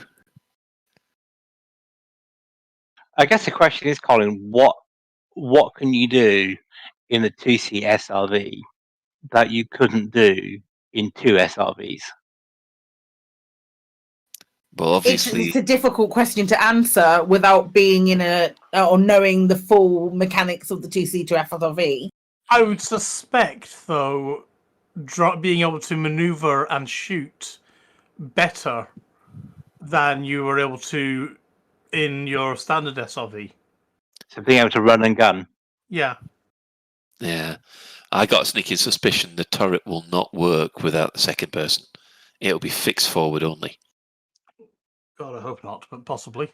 But then that begs the question: is that if can you use them in CZs, because you've got the on foot NPCs now with rocket launchers and stuff like that that are designed to take out SRVs. So maybe the answer to that question is, well, it makes you more resilient to rocket fire if you're in a 2C SRV than two SRVs, which are substantially more vulnerable. Well, Arthur'd say that it is a bit more of a chunky beast. Psychic? I don't know if you covered this last week, But Okay, we just want to hear from you. The whole thing for me, and I know this goes against a lot of what Frontier puts out, but I'd love to see missions that are ones where you have to, I don't know, do something with another person simultaneously, like both of you have to flick a switch or do something at the same time, that you have to do like rely on you being in a team or in a group or something like that, rather than being these things that are just things that, like, being in a team is optional, makes it slightly easier if you're in a team. I'd love to see like team specific stuff. Yeah, I mean, I must admit, you see the base. Remember when I did flight assist, the one thing that I couldn't do was base assaults. Mm-hmm. That to me is the kind of content that you're referring to. There, you do need a team. I think. Yes, you can get people who know it and can do it solo, but in my opinion, that kind of content, those kind of base assaults, those need multiple SRVs or even this new SRV to be able to take it out. I just love more stuff like that. Sorry. In response to that, I like more stuff like that. More stuff where it says if you take this mission, you would need to have somebody else to do it with you. Because there's a lot of missions that say all your requirements are you need a certain type of suit. We've all got suits, but I don't think that it's necessarily a bad thing to encourage more team play. Yeah, I mean, I must admit, one of the things I think that's missing from the mission board is a little icon or a little note saying, this is a team recommended mission. Yeah, I mean, Si's touched on what I was going to mention, where in other multiplayer games, you usually have a need for, I mean, I don't like it, but it's called the Holy Trinity, you know, where you have your DPS, your tank, and your healer. Mm-hmm. I don't like the Holy Trinity concept. I think it's unnecessarily limiting. But I think if you had missions that required the Maverick, a Dominator, and perhaps even an Artemis suit, if you have players who can do that role, it then opens up a lot more possibilities in terms of mission types, objectives, and even you have multi-stage missions. Yeah. But unfortunately, they need a lot of work and a lot of development time and a lot of testing to get the balance right. And so will we see them or not? I don't know. But I kind of hope we get the ability to be able to choose a profession and have a valuable profession or suit type to contribute to an overall objective. And that's what I would want for these new, even engineer missions. Like the amount of times that I've spoken and I've been like, what I'd really love to do is watch people go in and have like an overlook, be able to say where everybody is, what they're overlooking, stand in the back with, you know, a decent sniper rifle, not the trash that we have right now, but a decent sniper rifle. And then if needs be, also be able to heal as well. I like being that support character. I am one of those rare people who still really enjoys playing a cleric in Dungeons and Dragons. So, yeah, that Holy Trinity is a bit of a there is it. I like the idea of encouraging people to not even necessarily encouraging people to play in open. That's a completely different topic. And that to me is quite limiting. But having missions that are fully team specific, relies on people being in different positions to be able to get that mission completed. Just adding to it, not taking away anything else from anybody who's like, nope, I still want to play solo, not doing that. But just having something that does allow you to engage with other people in a multiplayer game, I feel is lacking in Elite. Yeah, it needs more co-op. And I think that's why I hope Thargoid on-foot combat will bring. I really hope, if and when we face Thargoids, they're not just bullet sponges. I want them to be a more varied, a more complex way of engaging them. I just don't want them to shoot magazine after magazine after magazine at them until they die. Yeah. Right. Well, I'm going to have to call this short because, first of all, we went on for quite a while beforehand, mostly in gushing over operatic singers. But we need to fit in the community corner. So first up is Operation IDA. Now, at the moment in game, their current repair target is Artemis Lodge in Kalenio. They've got quite a way to go on that one, so it's haul for them if you want to repair the station. But from the 3rd of November, running through to January the 1st, it's their Happy Holidays event. Now, this is their 4th annual holiday event. They're asking for people to join them as the repair stations, and they're doing host fun and silly events and giveaway prizes while they raise money for Doctors Without Borders. A full calendar of events will be available on their website, of which we will pass on a link. Didn't I say the 3rd of December? You said November. Sorry, 3rd of December. Yeah. A full calendar of events and times will be available on their website, and they plan to utilize the new Discord events features to easily communicate scheduling, gauge interest, and host each event in the voice channels. Upcoming events can be viewed directly above the server channel list. As with the previous 3 years, they will be once again raising money for charity. This year, you all voted that we raise money for Doctors Without Borders. They're aiming to raise a goal of $2,500 this year. And the GoFundMe can be found at www.op-ida.com/holidays. Yeah, I think that's they do this every year, and they've managed to hit their target every year as well, which is phenomenal. Anybody thinking of helping out?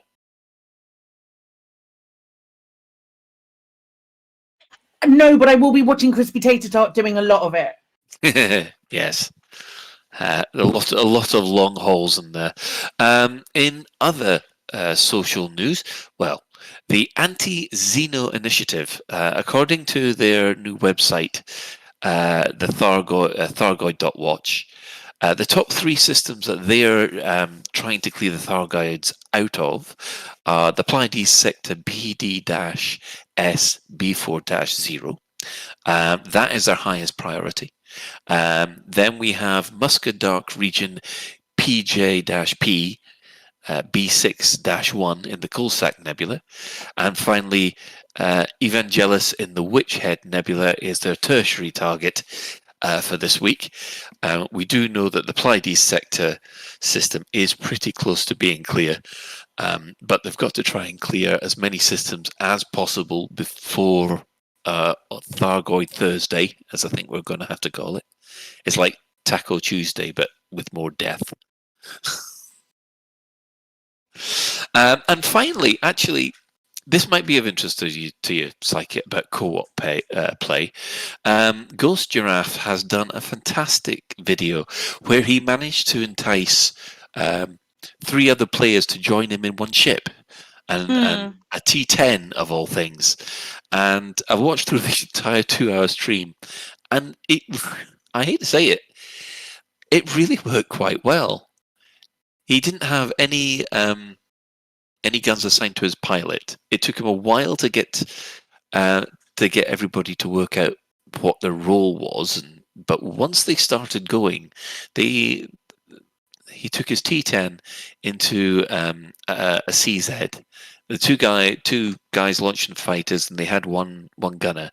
And I must admit, the T10 just wiped the deck clean. It was fantastic to watch. And it did seem that the multi-crew stuff in this case worked quite well. So, more please. We'll put a link to his video in the show notes for everybody to look at. And I guess that brings us on to one large essay. Now, we had this from Snowstalker 36, and it was addressed to you, Psyche. Have you had a chance to read it? Yes, of course I've read it. Now, it's a big you want essay. me to paraphrase? Yeah, you paraphrase because... So it was pretty much everything that everybody else talked about last week, saying that or not last week, the week before, saying that you need to nerf power plants, etc., and also why would I quit? To which I say, well, you're not listening. I'm joking.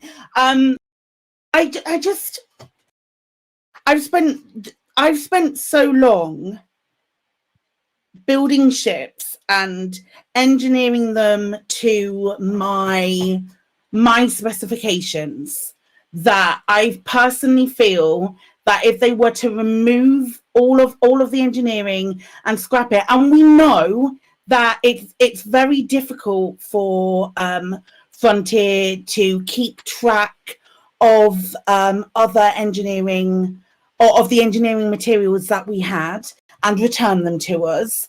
Those of us who have accidentally sold stuff have sometimes got them back without engineering. Things along those lines. My main issue with it would feel that there is so much time and energy and effort that I have put into the game that would then be nullified by the fact that if all engineering was scrapped, and I'd be back to square one. That said, I was thinking about it the other day about power plant engineering and those kind of things. And I've never engineered my power plant to be overpowered or anything like that. When I first started out engineering, I cannot remember for the life of me who said this to me. But somebody said to me, if you ever have to engineer your power plant to be overpowered, or whatever the phrasing is, oversized or whatever it is that gives you more engine space on a smaller engine, that you're doing engineering wrong. And I've always kept that to mind. So would nerfing that particular section make a huge amount of difference to me? No. Would scrapping engineering entirely make me want to quit the game? Abso-fucking-lutely it would. Right. Yeah, well, I mean, that was the one thing that me and Shan agreed on, even though I think it's been you and Shan agreeing for most of this episode, which is even weirder. The limiting factor that we would prefer was just the power plant. We don't want anything else to really go. Well, I don't know about you, Shan, but that's the way I feel. Well, I think the option that would cause the least disruption, because as you say, if they took away all the engineering people had done, I can see even more people quitting than have done already. It would just devastate player numbers. So I think as an idea, as much as in some ways it would be good for the game, I just don't see that happening. In response to the engineering the power plant, the reason why I say about engineering power plant is it will actually affect all areas of the game. And Simon mentioned about she's never engineered or overcharged a power plant, which I can completely understand. You know, everyone builds a ship to their tastes, and that's fine. But if you want an exploration ship, the overcharged power plant allows you to run a smaller power plant than you would normally be able to do, and therefore get more jump range. But also, what it is the overcharged power plant has such a small downside. Yes, the integrity goes down a bit and it gets a bit hotter, but in comparison to the benefits it gives you, it's way outweighed. So if you wanted to balance it, I'd never even do one for an exploration ship though. that would be the last thing I do, because if you want to jump a lot, if you're aiming to get somewhere really quickly and then do your exploration, maybe I'm doing exploration wrong. Well, there's no such thing as an exploration wrong side being fair. But what you can do though is you can make your ship cooler by turning off several subsystems and putting them only back on when you need them. So the increase in heat you can offset by, for example, turning off the shields or turning off your SRE bait. There are things you can do to get the heat down. Because, for example, on my Anaconda, because I've overcharged my power plant, I can run a 3D, I think it is, power plant for my Anaconda. Mm-hmm. And that allows me to reach in excess of 80 light year jumps. If I had to have a bigger power plant, my 80 light year jump would be 75-ish or something, whatever it is. So it does allow you to do that. And I think if you had a bigger downside to overcharging your power plant, then I think that maybe cause people, as you do, to think twice about doing it. I can completely see where you're coming from with that. I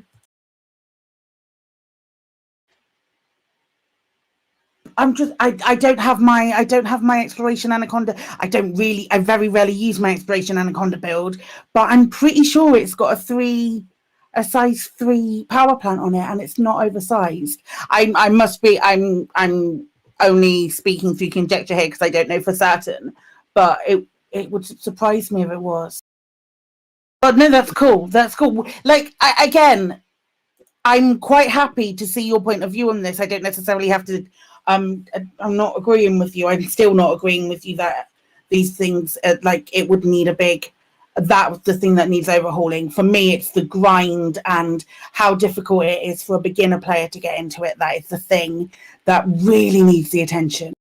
Yeah, hang on a second. I will actually agree with Psyche on this, because the one thing that, I mean, I've got 3 commanders at the moment, and my main commander, he's fully engineered. He's got everything. He's got all the engineers all up to grade 5. The other 2, I can't face the grind again. I really can't, because I know how much work is in it. And the thought, especially having to deal with Marcus or Marco Quint or whatever the stupid bint, I can't face it. The thing is, Colin, there's 2 questions, and the question that Frontier asked was about acquisition of engineering. I think what we were talking about the other week was what is engineering actually for, and the 2 are completely separate. And personally, I feel the question maybe Frontier should have been asking is, what is engineering for? And then follow it up with, okay, since we said what it's for, how do you want to go about acquiring the engineered modules? Because they're 2 separate things, and 2 actually quite important questions. Anyway,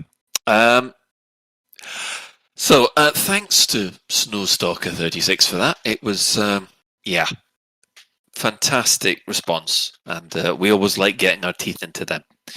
So I think we shall do some shout-outs. Of course, not only Operation IDA are doing a charity special, Dockers is doing a Christmas charity special as well. And yes, let me just say it'll be slightly ruder. A little bit. I have to admit, I recorded my lines for that the other day. And did you need a shower after you'd finished? Yeah, it doesn't surprise me. Yeah, I'm not going to give any spoilers. Orifices were involved. No, listen, Ben. You've already released enough filth from this show already. Oh my god, this has been the worst, Ben, and it's all your fault. Yay! We have broken the malarkey quota for this week. Definitely. Dear Dockers. Subtitles, someone has to empty your sack. Oh my God's sake. Obviously Santa's sack if there's any younger people listening. Do you think Arf gets a bigger sack than other people? Moving on, Shan. It's definitely thick with 2 C's for sure. Oh, sweet Jesus. They don't want to talk to us ever again, will they? Right. On the subject of people that don't want to talk to us, no, seriously, it's all right. Our sister station, Hutton Orbital Radio, they broadcast on a Thursday at 8:30. You can tune in to them at twitch.tv/Hutton Orbital Truckers, or if you just want the audio, then go to radio.forthemug.com, and even the chat room is joining in with you, Ben. This is not good. Sorry, Colin, what did Little Big Yin say? I'm not saying. Now, for the discerning commander that likes a bit of CQC action, check out the CQC Discord at discord.me/Elite Dangerous CQC. We're also giving shout-outs to the following Elite Dangerous podcasts, which I'm still not looking at the chat room, which have appeared over the last year or so. I do think Little Big Yin is actually talking about my most recent DIY, where I was doing a lot of screwing, No, how do I and they were big and shiny crossheads. And moving on from there, we've got Allograb AM, Black Sky Legion, who do other space sims as well as real life science. We have the Canon podcast for Spanish speakers. We have the Elitecast. There's the Fatherhood podcast, Flight Assist. Who's been on Flight Assist lately? We had a break this week. Last week. Oh shit! No, last week was Commander Garrett from the wonderful human being who makes the BGS bot that's in a lot of people's discords and does the Elite BGS .app, which is something that I've used a hell of a lot. And he's wonderful, and it's a great conversation. Yeah, it's just so, and I think he must have recorded it on a highway. he lives right next to a busy street in India, so yeah, make of that what you will. Oh dear. I mean, I was enjoying what you were saying. It's just some of the peeping in the background that got me. There's also the guard frequency, the loose screws, and we have to salute Commander JN Tracks for all his work so far. There's also Squeaking Fuel, and of course System Chat.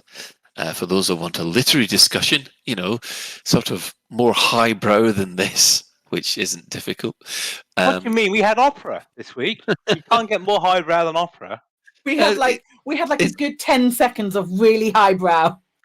It's been kind of like going on the big one. You end up with this massive bit of a pinnacle of culture and and resonance right at the very top, and then Ben opens his mouth and it feels like you're just going straight down the big dip, which actually sounds even worse. Going down Ben's big dip.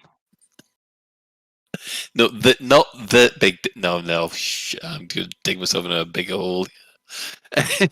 Anyway, the Day Slate podcast, as created by Station Commander Alan Stroud.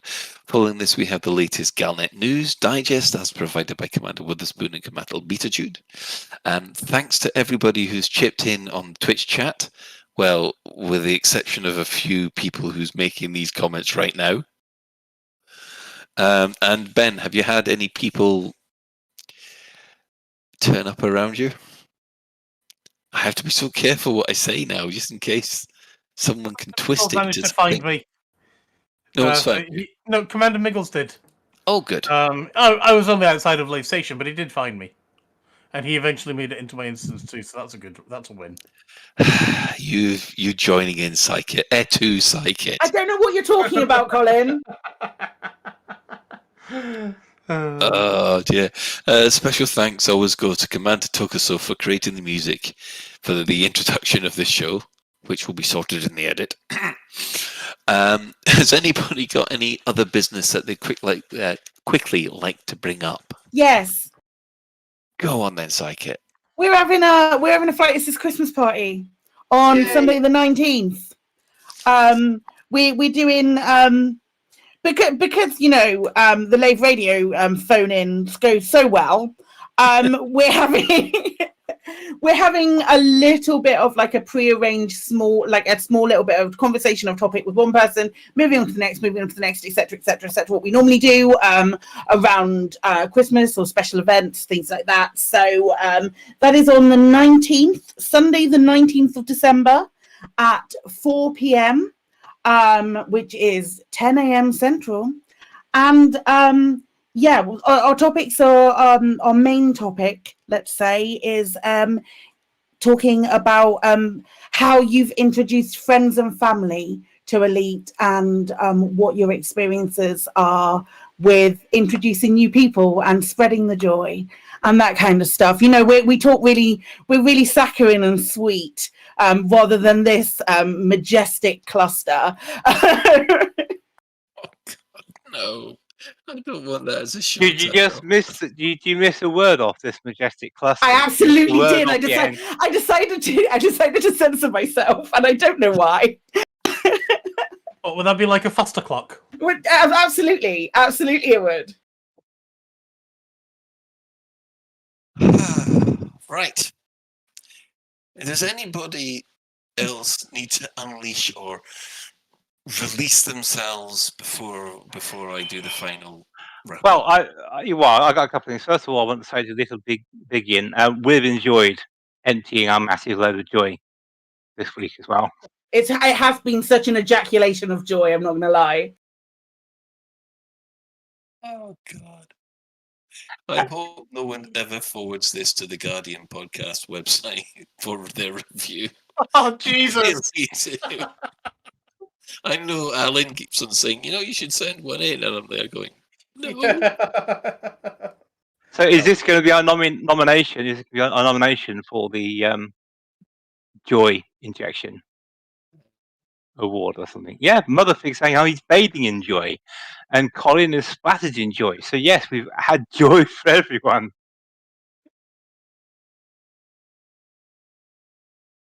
You're right, Colin, mate. You okay? I'm just trying to find the right words. And Miggles says that thank you to Ben because you allowed him to capture his load. I did give Miggles my load. That is true. I kind of forced it on him earlier, but yeah. Did he shoot it at you, or did he just? I shot him my load without even his permission. It was quite disgusting. Really. Always ask for consent. No means no. Yeah, but bar can mean anything. No. Right. That's it for this episode of Lave Filthy Radio. If you'd like to get in touch with this filth, then you can email info@laveradio.com/filth. Hit us up at facebook.com/laveradiofilthy. Tweet us at laveradio with the hashtag We're Filthy, Aren't We? You can join our Discord server by going to discord.io/laveradio. We also have a TeamSpeaker. TeamSpeaker? Look what you've done to me. We also have a TeamSpeak server where commanders come to hang out and chat, which it sounds even rude in the chat now. You've got it spoilt the outro. And you can find that at teamspeak.laveradio.com. Now, do get in touch. Oh, no, actually, don't get in touch. Just don't. I'm just embarrassed. You're right, Colin. I'm just... Colin's going to be needing a shout tonight. Lave Radio is recorded live, unfortunately, on a Tuesday evening at 8:30 and streamed out at laveradio.com/live. There's no thanks to Psychit. There's no thanks to Ben. And there's definitely no thanks to... You're just not thanking Shan, are you? No. I've been really good this week. Sorry. I've given pet tips on how to walk your cat. And even demanding make your cat like a Bengal. And I can only apologise to today's tech specialist, Pointnik Santiago. I am just so sorry at this. I really am. So, until next time, Commanders, fly safe. And if you can't do that, fly filthy.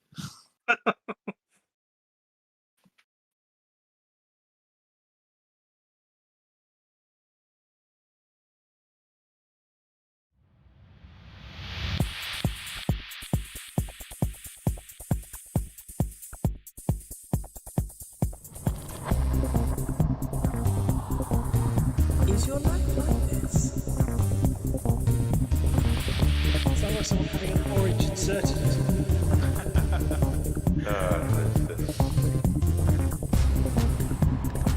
You need a safe word. Space can be lonely.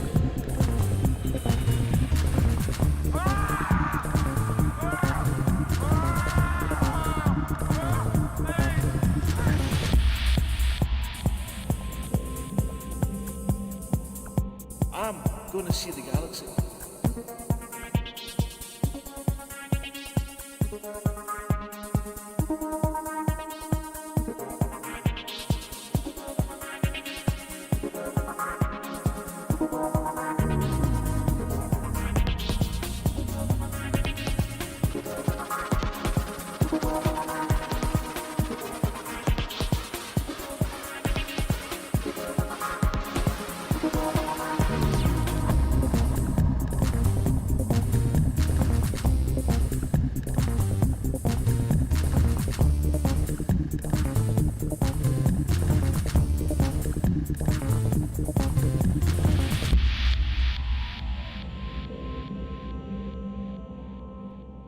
Ah, damn it.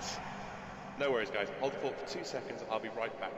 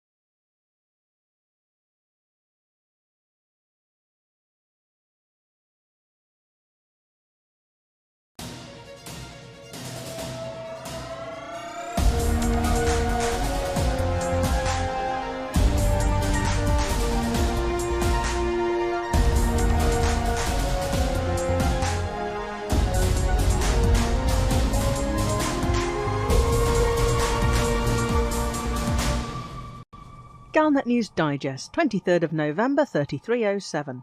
We read the news so you don't have to. In this week's news, if anyone can, Cannon can. Dark clouds over Madrid. Brewer has something brewing. Thinking about the winking cat. And Benjamin the rodent.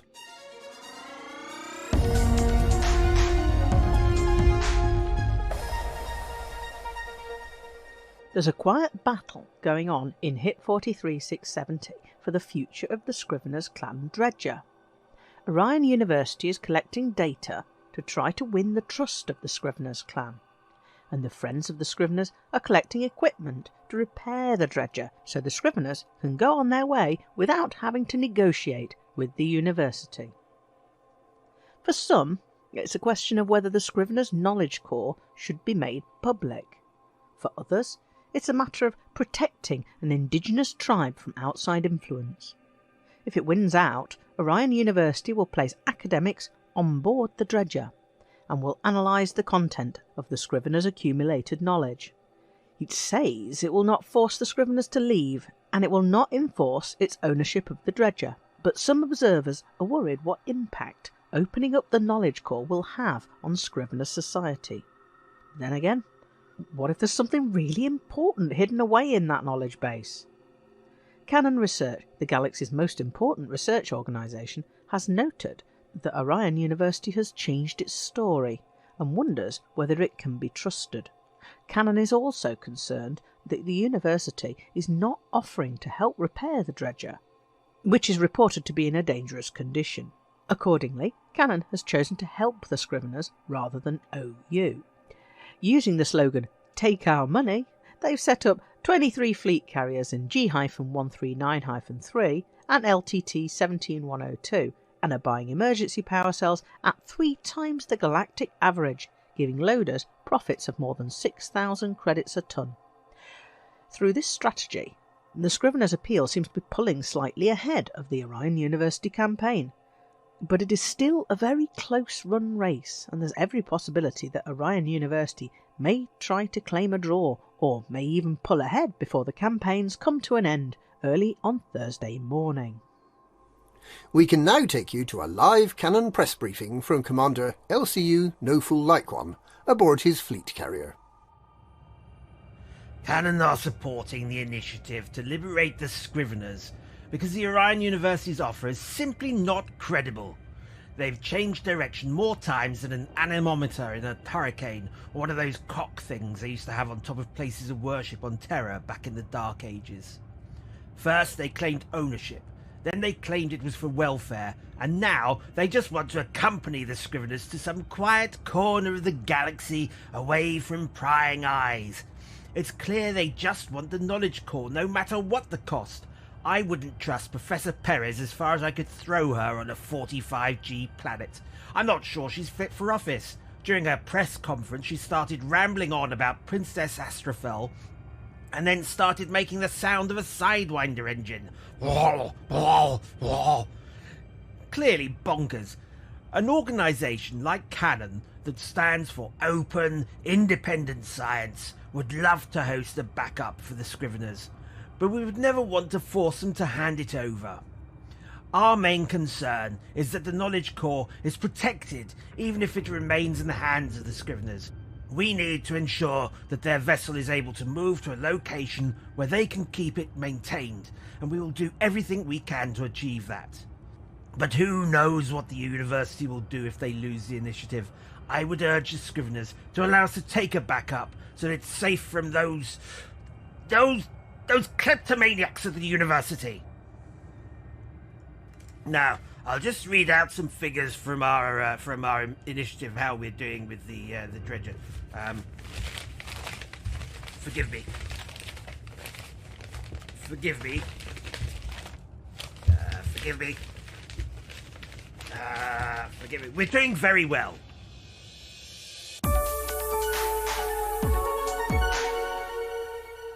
With hostages on the Steel Majesty megaship, and with the ruling faction ready to come out fighting to defeat Marlinism, it's a surprise that conflict hasn't broken out yet.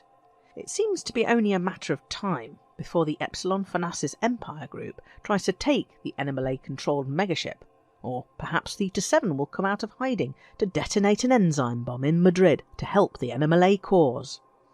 The affiliated counter-terrorism unit, presented with a megaship full of terrorists, says it is unable to act because of the hostages. With tensions running high, it's only a matter of time before matters are taken out of ACT's hands, with potentially disastrous results for the hostages.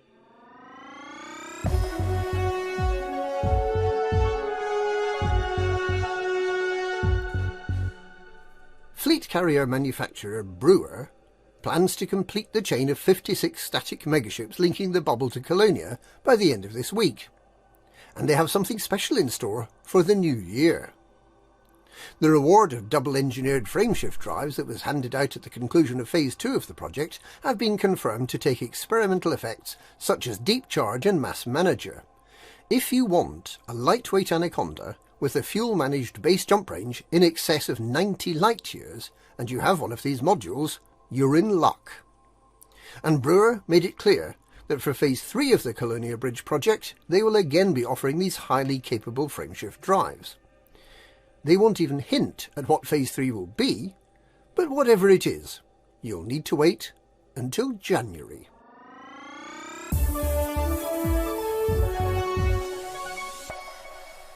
There's a fair bit of speculation going round about what the sticky-fingered winking cat crew is up to. In the past month, they've stolen a ceremonial playing card from the Joker's Deck Gambling Club, an enormous portrait of a long-dead emperor, and a prototype security robot. The robot comes from the Achilles Corporation, a corporation that was rocked by scandal 3 years ago when it was discovered that their personal assistant robots had been modified to act as spies. In this latest incident, the prototype robot was stolen despite a guard of Model 801 security robots, which seem to have been disabled by the thief, which suggests that they're perhaps not very good security robots. No matter what is stolen, it's replaced by an image of a winking cat. The Warglass Detective Agency, which has been hired to recover the missing playing card, believes that the winking cat may have some specific plans for all the stolen goods. The winking cat also seems to take pride in getting into the most secure locations, such as the Scrivener's Clan Dredger. Orion University has been trying for weeks to get into that ship with no success. It would be entirely commensurate with the criminals' sense of wit and their delight in making political statements for them to secretly board the dredger and steal the contents of the knowledge core. And days later, when Orion University finally manages to board, and when they power up that knowledge core, they will be distinctly unamused to find that the knowledge core consists of the galaxy's finest collection of cute cat memes.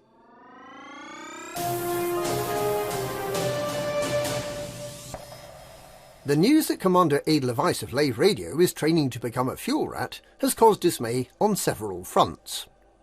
There have been reports of accidental ramming of clients, accompanied by a muffled "tee-hee, ooh, missus" sound. There have been reports of hatchbreaker limpets being inadvertently used, and of the expiring commander's last sight being 700 tons of palladium spilling into the void. There have been reports of stranded commanders having their life support accidentally refilled with hydrogen, which allows them to curse Commander Levice in a very high voice for a very short time prior to their Remlock ride home. More importantly, Lave Radio's own emergency response team has objected to what they see as Commander Levice's treachery in signing up to a different emergency service. Lave Radio's bio-waste badgers gently heat recycled tapes of Lave Radio episodes, which comprise the finest bio-waste to be found anywhere in the galaxy this side of Deso at any rate, to release methane.